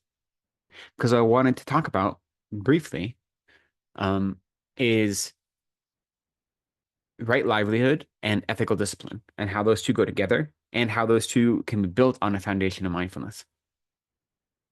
And now, right livelihood, when we think of the Eightfold Path as one of the ways the Buddhist teachings are divided, there are a number of like specific examples of types of employment or job that would constitute wrong livelihood. And there's like a whole list. And I don't need to go through the list. A lot of them don't apply to contemporary life anyway. The important thing is, part of the way, one of the things Dalai Lama often says is you should always do your best to help others. And if you can't help others, at least do no harm. And we can always do no harm. And it's very similar with our jobs. We should not, any livelihood that is causing harm is not considered right livelihood. Okay, so that's the first thing, whether it's causing harm to ourselves or to others. And then the extension of that is we should be seeking out some sort of employment. Sorry. That is neither causing us to engage in any of the 10 non-virtuous activities or promoting or encouraging others to engage in the 10 non-virtuous activities. So that's at the very bare minimum. What it means to have a right livelihood is to not have a livelihood. And this can include being a scholar or a student or a stay-at-home parent, whatever your livelihood may be. It doesn't necessarily mean your like traditional job as we understand it. Not having a livelihood where in the course of that activity, you have to engage in one of the 10 non-virtuous actions, or you're encouraging others to engage in the 10 non-virtuous actions. So at the very basis, that's what it means to have a right livelihood. So the 10 non-virtuous actions, just as a reminder, there are 3 actions of body, 4 actions of speech, and 3 actions of mind. The 3 actions of body are killing, stealing, and engaging in sexual misconduct. Then the 4 actions related to speech are lying, engaging in slander, engaging in harmful speech, and engaging in idle gossip or idle chatter. And then the 3 that are related to the mind are a mind of covetousness, a mind of malice, wishing harm on others, and then a mind of the wrong view. So a mind saying that the teachings of the Buddha are illegitimate and that karma and cause and effect and so forth don't really exist. These are different examples of wrong view. So those are the 10 non-virtuous actions. And they're called non-virtuous actions because they're always non-virtuous. Okay? There's no way to engage in killing, stealing, sexual misconduct, lying, slander, harmful speech, idle gossip, covetousness, malice, or wrong view without it being non-virtuous. And so any job we do or any livelihood we have where we have to engage in one of those or we cause others to engage in it is by default a non-virtuous activity, right? If I cause someone else to engage in one of those, I receive the same karma. If I tell you to go kill someone and you do, I receive the karma of killing that person, right? So that's at the very base, is we should be seeking out a way to live in the world that is constantly avoiding the non-virtues and instead adopting the opposites of all of them. And so any livelihood that doesn't do that would be a wrong livelihood. But then if we want to go a step above that, we want to have livelihood that is positive, that helps others. And so that is the important question, I think. I think it's pretty common sense that if you believe in the Buddhist understanding of the world, then be a butcher, for instance, is create negative karma, right? Like that doesn't take a leap of profound insight. What's more important than that, for our purposes, I think, excuse me, not more important, but I think more important for us to discuss, is how can we make whatever job we're doing, again, whether it be a traditional job or we're a student or we are a stay-at-home parent or a caregiver, whatever that may be, to be one that's benefiting others. And you might say, like, I don't have an opportunity to be in a field where I can work with others. That's not what we mean, right? What I mean by benefiting others is making sure that all of your actions are done with a mind of bodhicitta, a mind of compassion. So no matter what you're doing, try to always begin with a mind of bodhicitta. I am doing this job, whatever it is, so that I might become a Buddha to benefit all sentient beings. This might be a boring job where I clean houses. And that's what the job is. I can still do that with a mind that says, I recognize I'm doing this in order to gain the resources I need to commit myself to practice. And therefore, my act of cleaning this house is an act done to move me closer to Buddhahood. And the reason I'm becoming a Buddha is so I can benefit all sentient beings. So no matter what the job is, you can create a motivation that accompanies your actions to make it meaningful and beneficial. Now, if you can benefit people in the immediate sense, like have immediate benefit on people, that's wonderful. I'm not saying don't do that, but I'm saying more important is having the right motivation. And that motivation can transform every single action of your day into a Dharma action. And that's what a real right livelihood is about. It's about making sure everything you do is Dharma. And so how do we go about doing this? It's important just to say do everything with bodhicitta is easy to say. It's hard to do. Developing mindfulness is helpful because then during your day, you notice when you're distracted, right? You notice when you're doing something out of a sense of, for instance, you notice that you're doing something just out of pure boredom or out of spite, or you realize that you're doing your job simply because you want wealth or power or money. You realize those things. Mindfulness is what clues you in to your motivation. Mindfulness is a tool in that way. So having mindfulness helps us look at our actions and then reform our actions to be motivated by bodhicitta. That's in the big sense. And then in the small sense, you say, well, I deal with difficult people all day at my job. How can I do that with bodhicitta, And there are different ways, but we generally say when you act with kindness and compassion as the first step forward. So when someone reacts to you in a harmful way, always have compassion responding. So always remember that other sentient beings are suffering and they want to be happy. And when someone insults you or criticizes you or acts towards you in a harmful way, that's because they are suffering and they don't want to be. And they think that action will bring them out of samsara. It'll bring them happiness. Because of their ignorance, they don't understand what is actually happiness and what is suffering. And so they think that hurting you or attacking you, critiquing you, whatever that experience is for them, will bring them happiness. That's why they do it. So they're acting out of ignorance and they're acting out of their own suffering. When you realize that and your mindfulness allows you to not react immediately, but take a step back, you notice your own gut reaction, but then you analyze it and you say, I don't want them to suffer. They're a suffering sentient being. Due to their suffering, they're causing me harm right now in some way. But I don't need to propagate further harm by responding to their harm with my own delusion. Instead, I respond with compassion, the wish for them to be free from harm.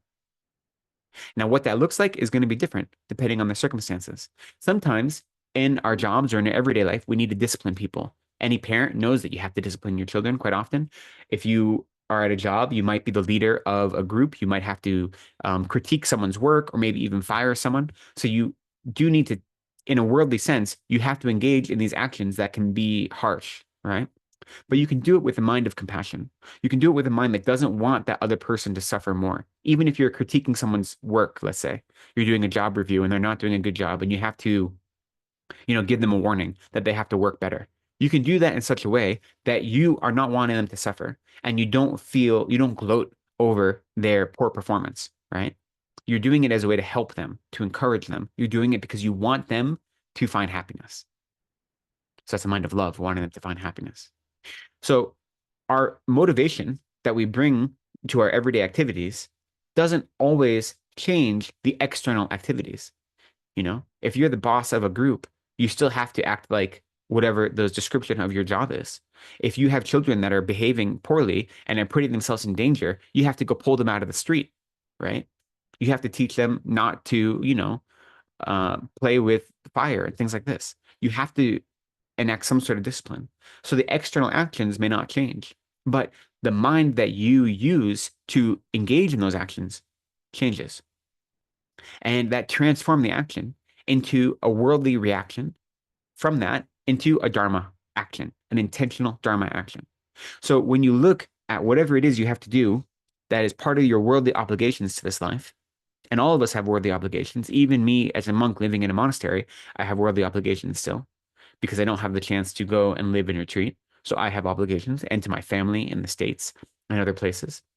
How can we navigate those worldly obligations in such a way that they become opportunities to constantly practice Dharma? And the easiest way is to always lead with compassion, always lead with kindness. And mindfulness serves as the groundstone, the kind of bedrock, because it allows you to be aware of your reactive minds. I remember once I was flying probably to the States from India to go visit my family. And there was a crying child on the plane. And then there was like, what was he doing? There was someone who was sitting near that crying child who was like clearly upset by, I assume, that child. And he was just like muttering to himself, and he clearly was angry, and he was like causing a ruckus, and he was bothering the flight attendants. And at one point, he was like causing a scene, not like we need to get a flight marshal level of scene, but a kind of scene that was, uncomfortable for other people. And I remember I was waiting in line to use the bathroom, and there was a guy sitting next to me. But when he saw that I was a monk, so he started asking questions. And he asked a question like what I thought about this guy acting up. And I was like, I don't know what's going on in his life. Like, I have no clue why he's acting that way. He could have had a really horrible day. He could have just found out that his partner died. He could have just found out, who knows what's going on in his life. We have no clue what is preceding his moment right here. So why would I be angry at him when I have no clue what's going on in his life? Yes, he's causing a scene. And as long as it's not actively harming other people, then what use is there in me and being upset by it? Instead, I have compassion, realizing that obviously the way he's acting is because he's unhappy, right? He's suffering. And so why would I be unhappy with him? I should be unhappy with his suffering, right? That's what we have to do. We don't get frustrated with people's actions. We get frustrated with the suffering that causes them to be that way. And that frustration with suffering is what promotes our wish for them to be free from suffering, and for us to do whatever we can to help free them from suffering, depending on our resources and our circumstance. Venerable, Yeah. what if our form of compassion, maybe what if, let's say you have to deal with difficult people, and you find that I haven't reached that level of compassion where I can, where the only thing that seems compassionate to me is to somehow take myself out of those circumstances, like, make sure that I don't have to deal with them, because I know that if I have to deal with them, I don't have that kind, even though I know I say harsh words, or I behave in a way which I know I don't really like myself, and yet I don't have that self No, control. I mean, yeah, I know also I can't trust myself. So then I just take myself away and make sure that I don't have to deal with them. Now, would that be compassion or not really then? Um, I mean, I'm I'm avoiding confrontation, or I'm Hmm. avoiding bad scenes and bad situations, Yeah, but I understand. yeah. I don't know if I would call that compassion, but it is definitely being skillful, right? So we have to be skillful. And if I know that I have not reached a level of whatever, of understanding and compassion where I can deal with this in a way that's healthy for me and for the other, then it might be appropriate for me to just pull myself out of the situation. And that might be the most useful thing I can do. And that isn't going to be a permanent solution because ideally I am developing a mind of compassion that's stronger and stronger. And in the future, I might be able to deal with it in a different way. But right now, I recognize my limitations. And therefore, recognizing my limitations, I take the necessary steps to protect myself and others. So it's appropriate. I don't know if I'd call it compassion, but it is definitely being skillful. And as we mentioned before, compassion needs to be combined with wisdom. And so that's an aspect of wisdom saying, I know myself right now. I know that this person is too much for me. And it's the same way we were talking earlier about developing single point of concentration. The first step is to abandon your homeland. Like that's the first instruction you're giving if you really want to develop it. Not because there's anything wrong with your homeland and abandoning your friends and family. It's because that is a source where you have such overwhelming desire and attachment and anger that it's harder to practice meditating because you have these pre-existing relationships. So you find an isolated place where you don't have those physical distractions. That's not because um, your mind isn't powerful enough to overcome those physical distractions, but it's because you recognize that at the beginning of our journey, we want to create as conducive conditions as possible. So it's the same thought here that if you know you're in a situation where there's no way I can respond to this situation in a mindful way, in a compassionate way, because it makes me too frustrated or too angry, or I have too long of a history with this person, then you can extract yourself from the situation and use that as an opportunity to develop your own mind and say, so then at the end of the day, when you're back at home and you're doing your practice, go over that experience and say, what could I have done differently? How could I have reacted with compassion in that situation instead of pulling myself out? And go through that as a meditative exercise and say, okay, this is what they did. How could I have reacted out of a mind of compassion? And what would I need to put in place for me to be able to do that? So you use it as a moment to reflect on your progress and to try to grow and to let your practice become stronger. So I think it's a skillful act, and that we all have to employ. I think it's necessary until we progress far enough on the path that our instinct is to be that we're able to be impartial. One of the characteristics of a Buddha or of an authentic source of refuge is that they're completely impartial, no matter how others treat them. And so a Buddha could have one person on one side of him, rubbing massage oil all over his body, and on the other side, someone stabbing him with a knife, and he'd have the same level of love and compassion to both of them equally, because he is completely impartial. That's like an authentic object of refuge. We're not there, or at least I'm not there. So that's a goal, right? But since I'm a human being, I haven't achieved Buddhahood, I haven't even gotten close, then I am partial. I do have a lot of obstructing minds. And so sometimes I need to put myself out of a situation that I know I don't have the tools to deal with at this moment in my life. And then I use it as an opportunity to grow. Sorry, I have someone in my house calling me. Can you just give me one moment and I'm just pop out for 1 second. I apologize.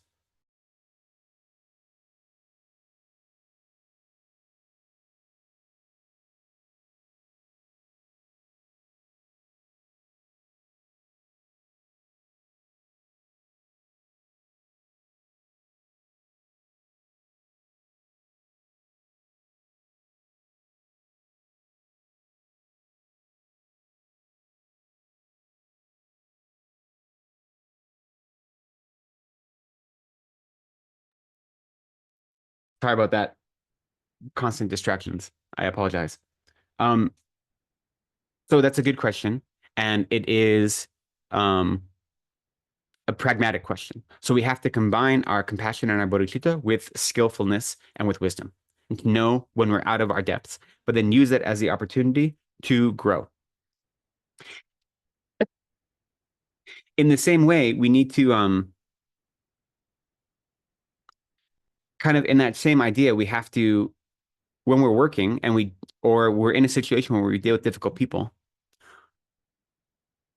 the advice we're given, especially when we do mind training practice, is they say that to find a single flaw in ourselves is infinitely more benefit than to find 1,000 flaws in others.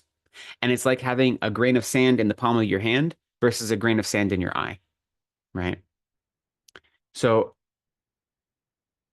when you're at work, it's very easy, or whatever, when you're with any people, in any crowd, family, work, job, school, to see how people are behaving poorly, making bad decisions, and causing harm to themselves and others. It's very apparent, right? But unless we're in a position where we actively have to discipline them, because that's part of our job, then it's not beneficial for us to see that and to focus on that. Instead, we focus on our own shortcomings, because those are something we can change, right? The ways that we engage in the world that are harmful to ourselves and others is something I can change. I can't change how you act in the world. I can't change the negative ways you exist. Like, that's not something I can do. If you come to me for advice, then I can give advice, sure. And if I'm in a leadership role, then I might have to kind of step in and say something. But for the most part, that's all I can do. I cannot cause you to change your behavior. So for me to focus on that doesn't help me. All it does is it causes disturbing emotions, and it causes me to become dissatisfied. I'm sorry. I was just there's a delivery person who desperately needs my OTP, even though oh my goodness. I apologize very much. The only time they come on time is, when I am not available. Okay. I think someone has taken care of it. We have to be aware of our own limitations and focus on our own progress. I can't fix other people, especially people that aren't close to me. If you're in a partnership with someone, obviously, then there's a codependency in a relationship. That's different. But at my job, or for me, my job is study, right? I'm a full-time student at the monastery still as I train. So that is the equivalent of a job for me. And I live in a house with about 30 other monks, and I have another 40 some odd monks that are my classmates. And I could easily point out things that they're doing that are either not in line with what it would ideal behavior for a monk or whatever. That doesn't benefit me. It doesn't benefit me in any way. And I can't do anything about it, What benefits me is watching my own mind, seeing how I react to those things, and then developing a mind that says, I need to overcome my own shortcomings. That is far more beneficial than focusing on the shortcomings of others, because my shortcomings are something I can change. And so when I engage with others and they're acting in a way that's harmful, I recognize that they're suffering. I wish for them to be free from suffering. And using that as my motivation, I try to find a healthy way to engage in a relationship with them. And when I see myself causing harm to others, then I look at where that is coming from, what negative emotions are happening in my mind, and what external situation is triggering those negative emotions that are causing me to act in a harmful way, that are causing me to pursue any of the 10 non-virtues. And by recognizing what those causes are, whether they're internal triggers or external triggers, then I can do something about it. And I can exert effort not to engage in that behavior in the future and try to make everything I do focused on benefiting others. Even if it is boring drudgery work, even if what my job doesn't affect the everyday lives of other people, I can do it with a mind that says, I am doing this to tame my own mind so that I might become a Buddha, so that I might help others. There's a great story of a monk in India at the time of I guess time of Shariputra, so right after the time of the Buddha. And he was named Small Path, which is a little bit of an unfortunate name. And they say he was so dull, he couldn't even memorize Om Mani Padme Hum. That by the time he'd memorize Om Mani, he'd forget Padme Hum. And if he memorized Padme Hum, he'd forget Om Mani. So he couldn't hold anything in his mind. And he was given the instruction to sweep out the temple. And when you sweep out the temple, you sweep and you just recite, I am sweeping away all of the dust of my defilements. And so he committed himself. That's the only practice he could do. But by doing that, he's able to have realizations. Because that simple act of this worldly job of cleaning out the temple caused him to overcome obstacles that he had created in past lives and purify negative karma, right? But so he did this one very simple menial task, but he did it with a mind saying, this is my Dharma practice. I'm doing this to become a Buddha to benefit all sentient beings. I'm doing this to clear away the darkness in my mind, the darkness of ignorance. And since he took that motivation, he could do this menial task and it moved him forward on the path to enlightenment. So we all can do the same thing. We may not have the specific obstacles that he had, but it shows that our physical actions aren't as important as the mind that encourages and motivates those actions. So it can be a menial job. It can be a job that seems to have no worldly benefit or very little spiritual benefit, let's say. And yet I can do it with a mind that's focused on Buddhahood. And when I engage with other people at my job, I can engage with them, even if they're being harmful, with a mind that recognizes their suffering and wishes for them to be free from suffering. And that will shape how I engage in relationship, and it will shape how I react, right? It'll shape how I don't allow my own negative minds to take over. So I don't create more negative karma for myself. I think one other thing I wanted to talk about, well, there's a few things, but one other thing is, are you able to lead an ethical life or have an ethical response at your job if you are, if your employer or your job is doing something harmful and you take a stand against it? Is that ethical? So for instance, there's a big movement for labor unions and engaging in late class solidarity right now in America. I don't know the situation of workers unions in India. In America, it's interesting right now. There is more talk and discussion about labor unions than there has been in about 50 years, but actual participation in labor unions is at an all-time low. It's only about 6% of the working class are actually in labor unions because the laws in America make it very hard to start a new union. But so if you engage in those kind of tactics, such as engaging in a strike or a work shortage, is that actually engaging in harmful behavior because you are disrupting the flow of commerce or whatever it may be that your job is doing? When this goes into the same mindset of, can you engage in civil protest or civil disobedience against people that are causing oppression or harm and do it in a way that is in accordance with the Dharma? And I think you definitely can. I know you can. But you have to always have a mind that's not focused on harming your opponent, but instead is focused on relieving the suffering that they're causing. Right? That's the important thing. So if there's a company that is really exploiting their workers, and so then you go on strike, are you going on strike to hurt the CEO who's making profit off the workers, or are you going on strike to improve the condition of the workers? What is your mindset? If you're, this is an example, one of someone I studied with in college is named Jan Willis. She's one of Lama Yeshe's early students. And she is a Black woman who grew up in the South in America, in Alabama. And she was a Black Panther for a while and before she found Buddhism. And so just the time that she went through the civil rights, the biggest civil rights issues and fights in America. And she had a chance to ask the Dalai Lama, because back in the 70s and early 80s, if you were in Dharamsala, you could just meet with Dalai Lama whenever you wanted to. Like, she literally met with his secretary one day on the street and said, hey, can I see Dalai Lama? And they're like, yeah, come by tomorrow. Not like that anymore. But she asked him, like, how can I protest police injustice and fight against the pigs who are harming my people and have bodhisattva vows? And he said, you can do it when you stand in line against the policemen and love them while you protest their actions. So you're protesting the harm they're causing, but you're doing it not with a wish to cause them harm in return, but a wish for them to have happiness and joy in their lives. And you love them the same way you love people that are dear to you, because all sentient beings are deserving of your love and compassion. So when you see injustice, whether it be in the workplace or whether it be in any area of your life, you can protest it.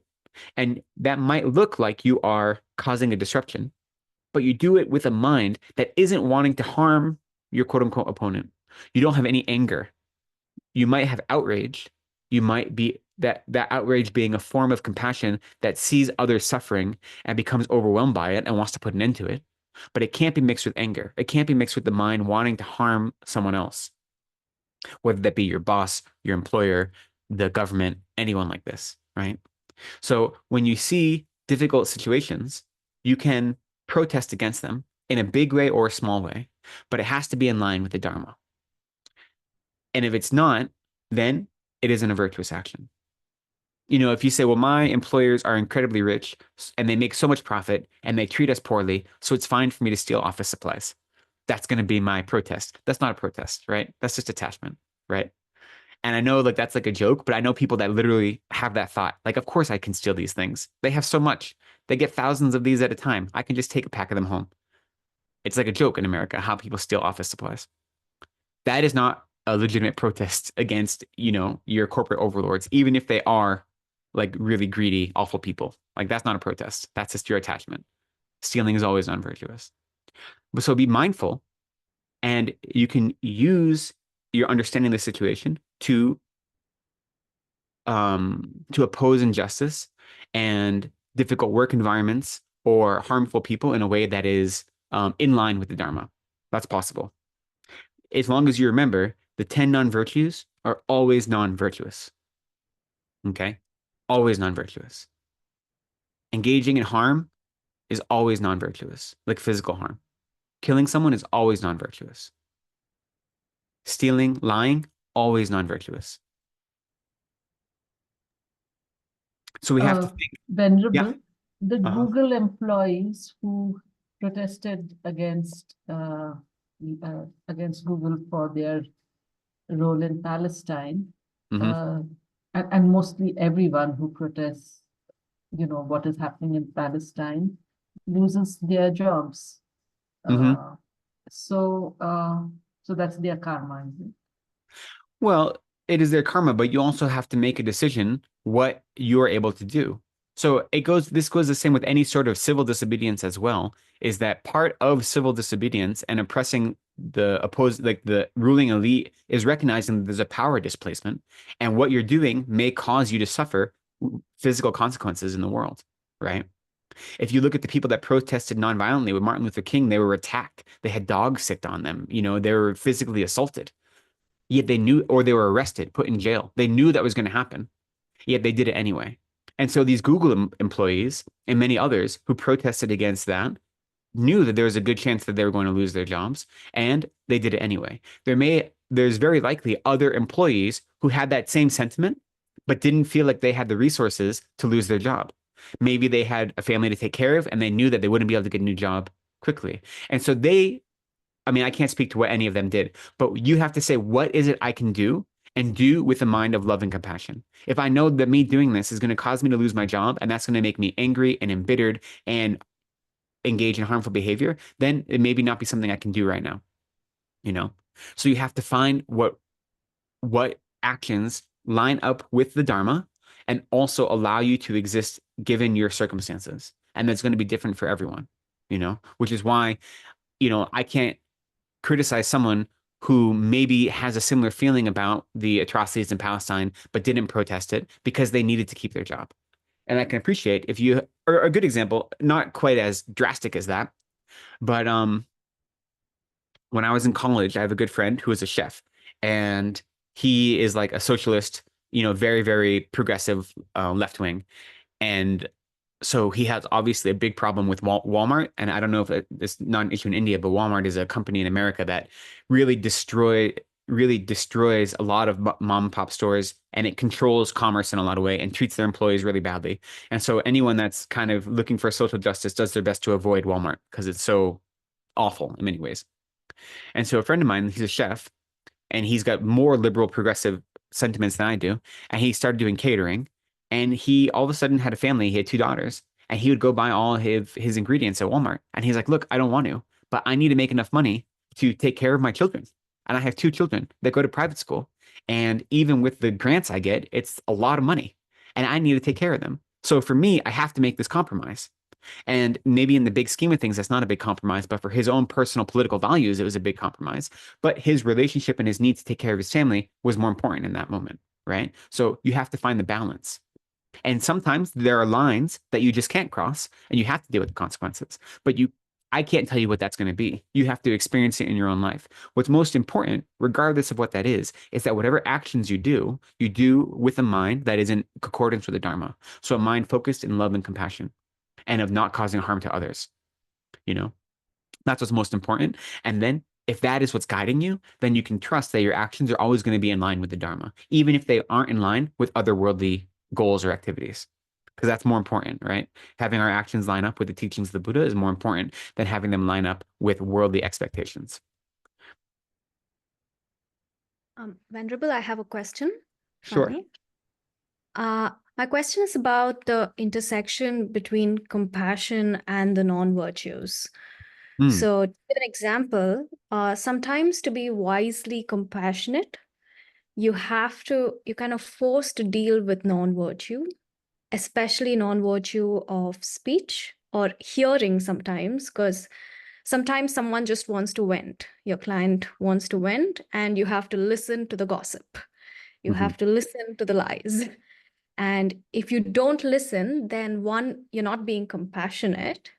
And two, it's also going to hurt you in your profession because your client's not going to trust you. Mhm. So, how do you sort of justify that? So, Hmm. what do you do in the moment? That's a good question. So there's two aspects. One, if it's with a client, so someone you're actually working with, that's different than if it's with a coworker, right? Or with a family member, something like this. So in the second case, if it's with a coworker or a family member, there are maybe other ways you can navigate it. But if you're dealing with a client, then your relationship to them is such that you're expected to deal with whatever kind of nonsense they put up, right? Just letting someone else engage in harmful speech isn't compassion. Letting someone do that. So that's the first thing. That it's not compassion. But it doesn't mean don't do it. I'm just saying that don't confuse that like me letting them engage in harmful activity isn't showing compassion. But what you can do is if it's necessary to let them do that, it's not your place to teach them the Dharma, right? It's not your place to change their mind about things. That's not the relationship you have. So let them do that. But in your mind, you trying to devise ways to change the subject to something that isn't in that direction. You know what I mean? And you're not letting them sink deeper and deeper into a hole. And it's the same way, even like when you're out with your friends and you know how you can talk yourself into being upset about something and you just ruminate on the bad things you've done all day. And then with your friends, you can be more blunt and say, hey, let's get out of that mindset. Let's go do something else, right? Try to find skillful ways to do that in your job as well, you know? But even if you can't, that doesn't mean you have to contribute to the gossip or to the slander or to things like this. And anywhere you can push back, say, is this useful? Like, is us having this conversation helping us achieve our goals, whatever those goals may be, depending on what relationship you have with your client. If it's not helpful, then let's say, okay, let's try to, now that we've got that off our chest, let's move on to constructive actions, right? Anyway, sometimes, and this is true for monks as well, this is true for hardcore practitioners. Sometimes just like it's been a shitty day and I just need to tell someone it's been a shitty day and I've had a hard time today, you know? There have been times I called my sister and I was like, look, this garbage happened today. And she's like, okay, tell me about it. And then I say it and I'm like, okay, now I'm moving on. You know, sometimes that happens because we live in the world and we're not perfect, right? If a main part of our job is engaging in a non-virtue, that's different, right? If our job requires us to engage in a non-virtue, then you say, then maybe I should find a different way to do this. But if that happens on occasion, we do the best we can. And you say, is there a way I can navigate this in such a way to get us away from this? And if there isn't, then let it go, like let it happen, and then redirect as best you can, you know? Because we're human, we're doing the best we can. Like I've definitely had days, and I'm fortunate that my sister's a therapist, and she works in a very difficult situation. So whenever I have any nonsense going on in my life and I complain about it to her, she doesn't really give me an inch. She's like, yeah, okay, but she'll let me vent, and then she's like, okay, so what are you gonna do about it? And you're like, okay, I know, you know. So she's not Buddhist. She doesn't have any training in Buddhism, but a lot of her way of approaching things is very similar to the way Buddhists do. And so for me, if I complain about things, she's like, okay, good. Are you done complaining? Now what are you going to do? You know? So, but I do sometimes because I'm human. And sometimes it just feels like that's what you have to do. I will say though, it never really accomplishes anything, right? That kind of complaining from my side, never mind if you're dealing with a client. And when I do it, it's because I haven't taken the time to do the next step that like my sister advised me. Okay, now that that's out of your system, what's next? I don't need her to tell me that. But if I'm overwhelmed, sometimes I need that help.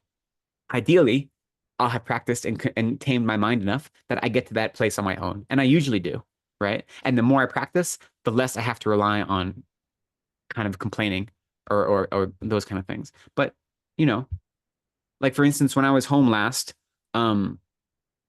earlier in this year, I was taking care of my mother as she was going through her dying process, and I was her primary caregiver. And even then, like my mother we've always had a difficult relationship, um, just because she is a difficult person, and I love her dearly, and she's been very kind to us, but difficult.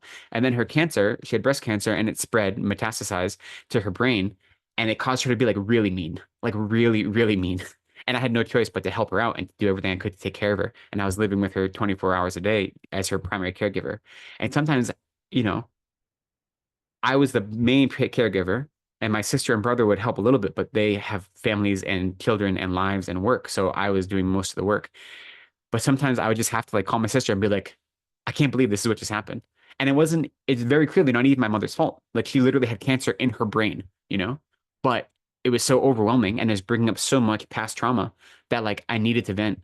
And I knew that this wasn't the healthiest way to deal with it, but I'm in a situation where I have to use whatever skills and tools I can to make sure that I'm 100% committed to helping my mother in that situation, both emotionally and physically, because that's what she needed. And that meant on occasion, I had to call my sister and vent about like this crazy ass thing my mother was doing that didn't make any sense. And then once I did that, I was able to redirect my attention. And again, ideally, I wouldn't have to do that.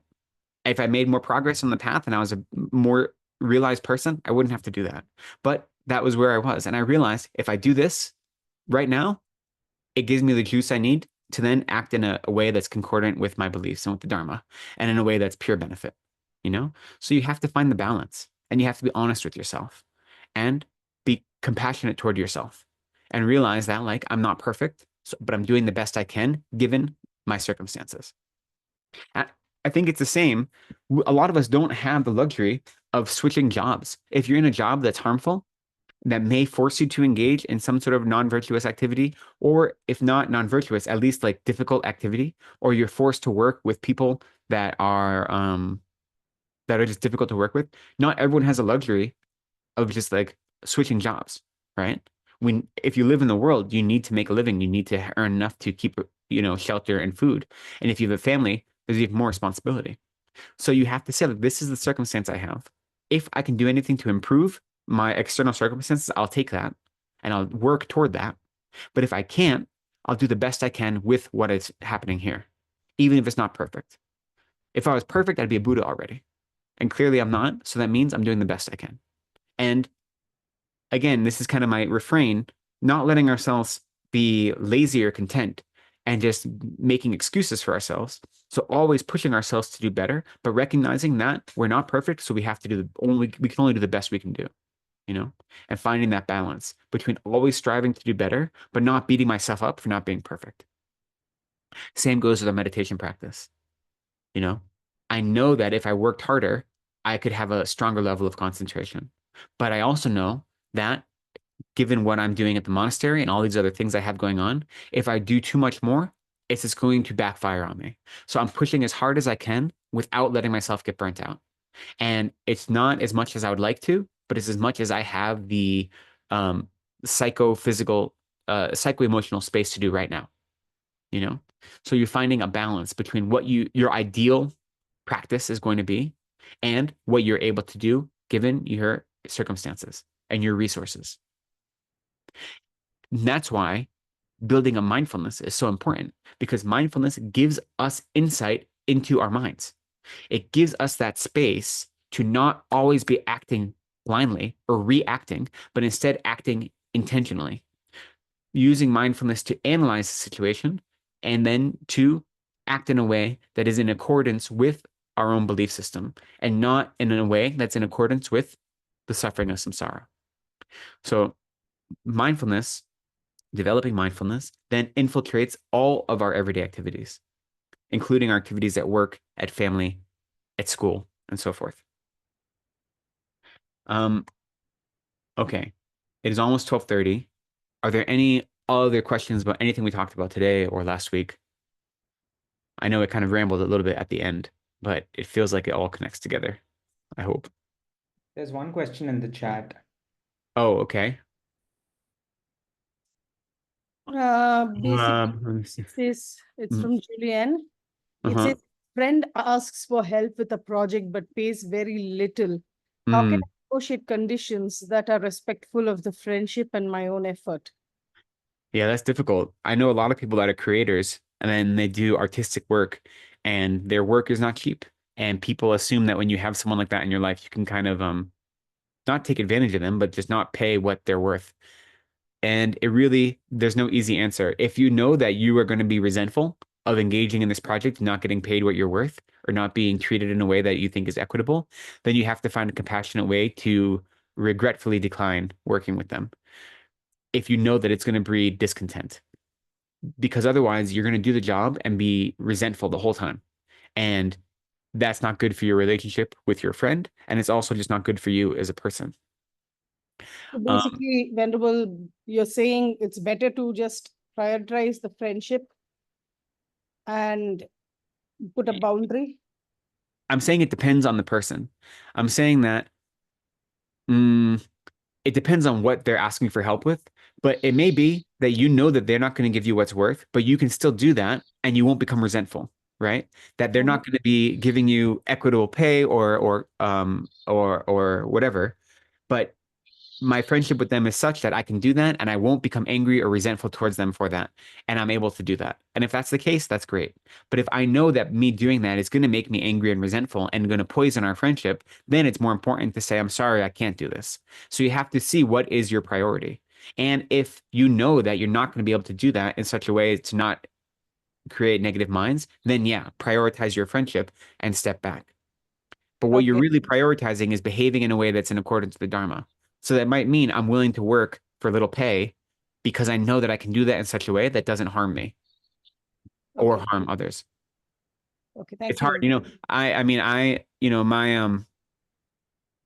yeah, anyway, I know people that are a lot of creative people and they constantly get asked to do work that is never giving them the pay they deserve, and you have to find the balance. Yeah, another question. So I Venerable, want. Mhm. Sorry, go ahead. Sorry, please go ahead. before I forget, I'm a mother and I have a 11-year-old, and the dharma I'm able to, I don't teach as such, but depending on the circumstances, I just help her develop, that ethical ground.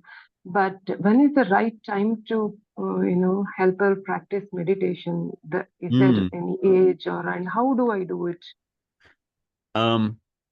I think the most important thing is serving as a role model. So letting your actions be a role model for your children's actions. That's the most important. And they see you, and then they are inspired to be like you. And then they might ask on their own. So that's the most important thing. Then the next thing is, then how do I, something simple as meditation, how can I incorporate that into their life and teach them? It's going to depend on the child, you know. I don't have a lot of training dealing with children, but I do know that sometimes if you so one good example is if something happens in their life where you see them having big emotions, right? Then you say, okay, how can we deal with these emotions? And then, hey, here's something we can try together to not have this emotion happen this way anymore. So let them experience things in their life and then bring in techniques to help mediate their harmful experiences. I mean, I know in general with children, the more you force them to do something, the less they want to do it. So so you have to find the way to encourage them and work with what is happening in their life. But the most important thing is being a role model. And that way they can see your practice, whether it be your actual practice of meditation or just the way you exist in the world. And by seeing that, they have admiration for that and respect for that. And then they'll follow in your footsteps in that way. Thank you so But much. okay. Reggie, yeah. Yeah. So, Venerable, I wanted to just ask whether moving meditation, like walking meditation, Tai Chi, can be used for calm abiding. Yeah, it can be used to help strengthen and develop mindfulness, correct? In that case, you're using your physical movement as the object of your meditation. Now, as our teachers say, the more the stronger meditative objects are going to be internal objects. So objects that you visualized. Your breath even is still considered almost an external object. So a visualized object is going to be stronger and it's going to move you kind of faster on the path, hypothetically. Okay. But you know, like they said, there are non-Buddhists who literally focus on a piece of a stick or a rock, and they can achieve calm abiding focused on that external object. It's just it requires more effort. So you can incorporate, so definitely doing movement-based practice is very, very helpful. And especially, at least I can speak to people in the West who don't have any experience doing any other type of meditation. Doing a movement-based practice is like revolutionary for them and gives them an insight of what calm abiding or a mindfulness practice can be. And that then leads into doing other types of mindfulness practice. Thank you. But so yes, they all work together. Thank you. Like I said, washing the dishes can be a mindfulness practice. You know, you can develop bodhicitta just washing dishes. It'd have to be a lot of dishes to actually get to calm abiding, but you know, you can do it. Thank you. Thank you so much. Yeah. Okay, one more question in the chat. How to deal with negativity at the workplace when you know that a certain person is deliberately creating difficult situations for you? So this is a hard one.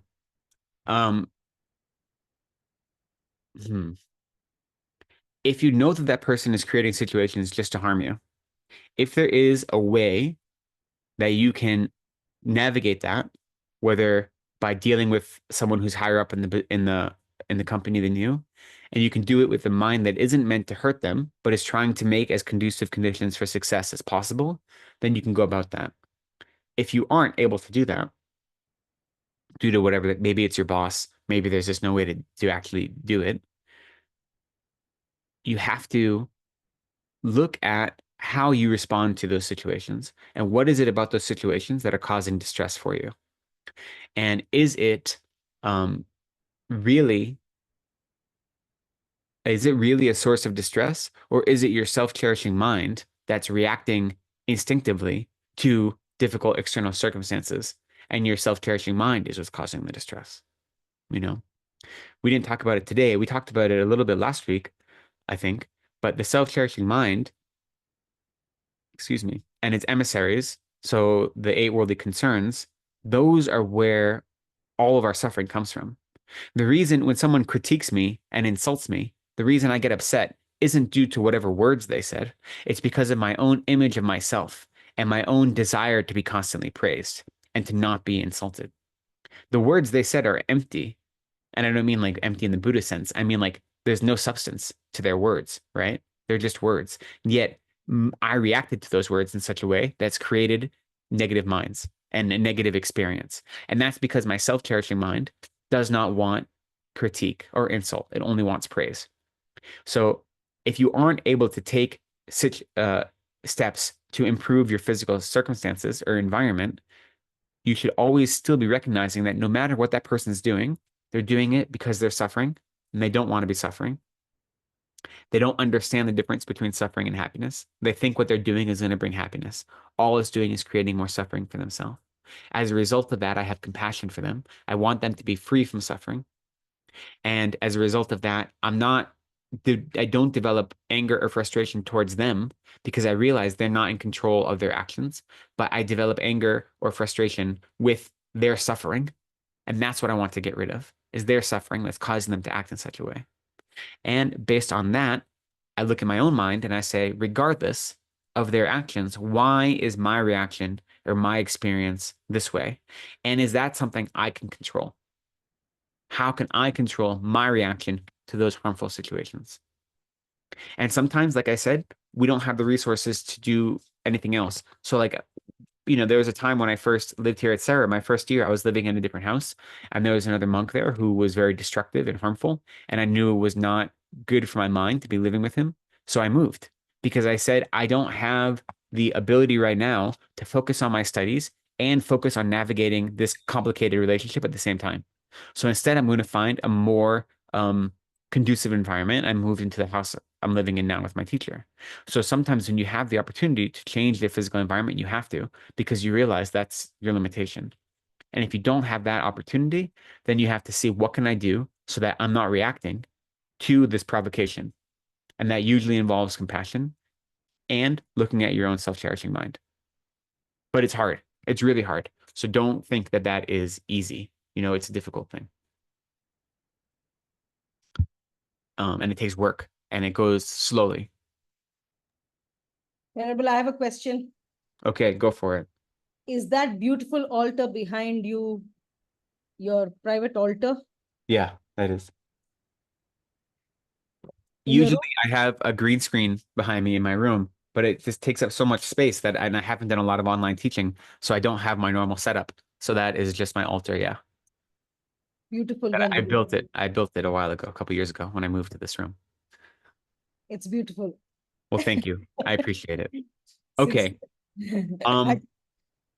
With that, I think I've already gone over. If you have other questions, um, if they're really important, you can send them to me. Dee can give you my contact info or bring them next week to class. I'm not going to be here next week. Venerable Keldon will. I believe it's going to be in person in Bangalore, and I'll be in Bangalore the week after that. So the next two classes will be in person, both Saturday and Sunday classes. Venerable Keldon will be next week. I'll be the week after that.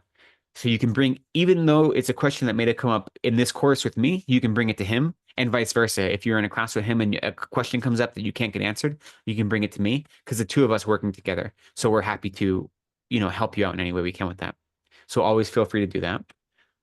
But with that, I think maybe we'll just end for today. I'd like us to try to make our practice complete, which is to say virtuous in the beginning, middle, and end. So it was virtuous in the beginning by setting our strong motivation, and it was virtuous in the middle by studying the teachings of the Buddha and trying to have a mind that is in line with the teachings of the Buddha.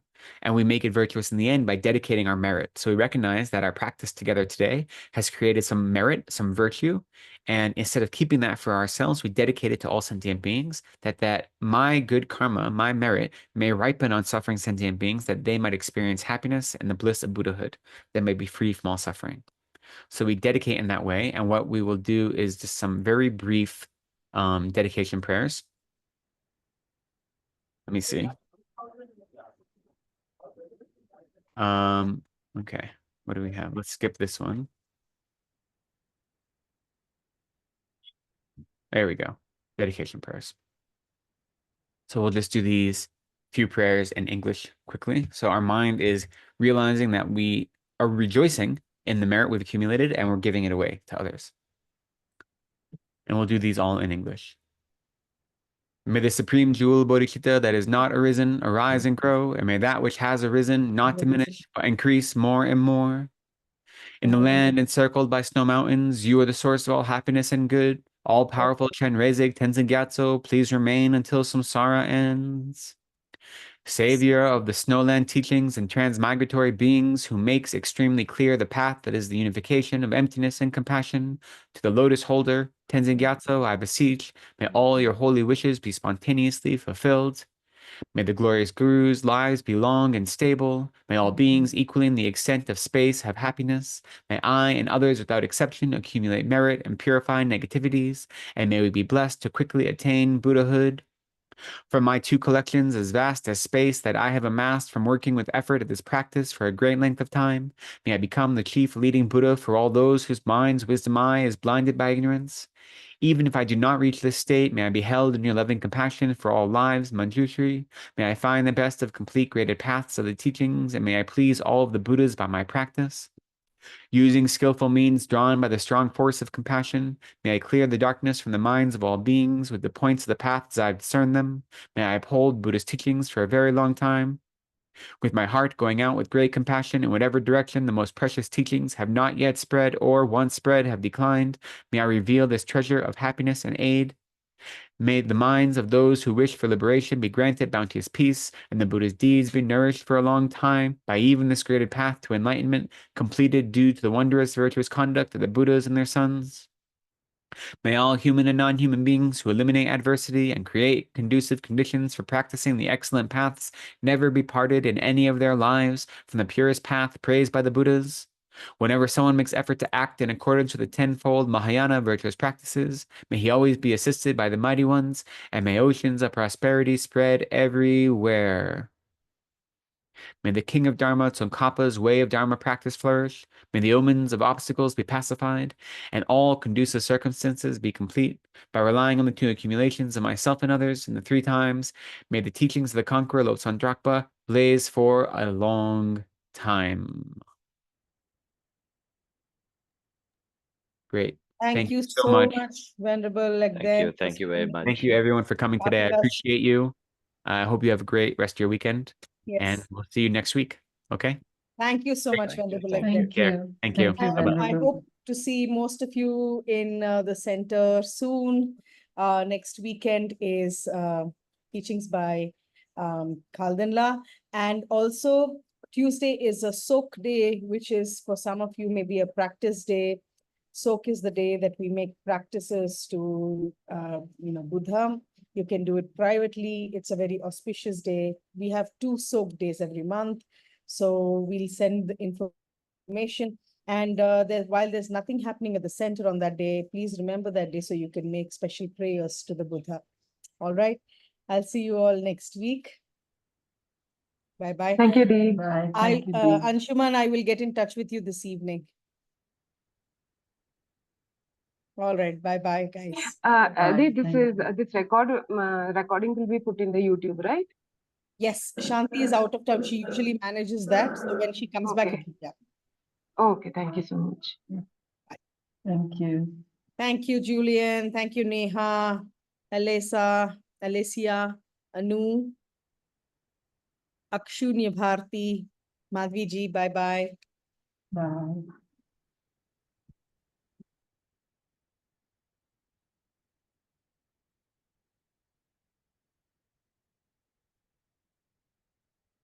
Bye, guys.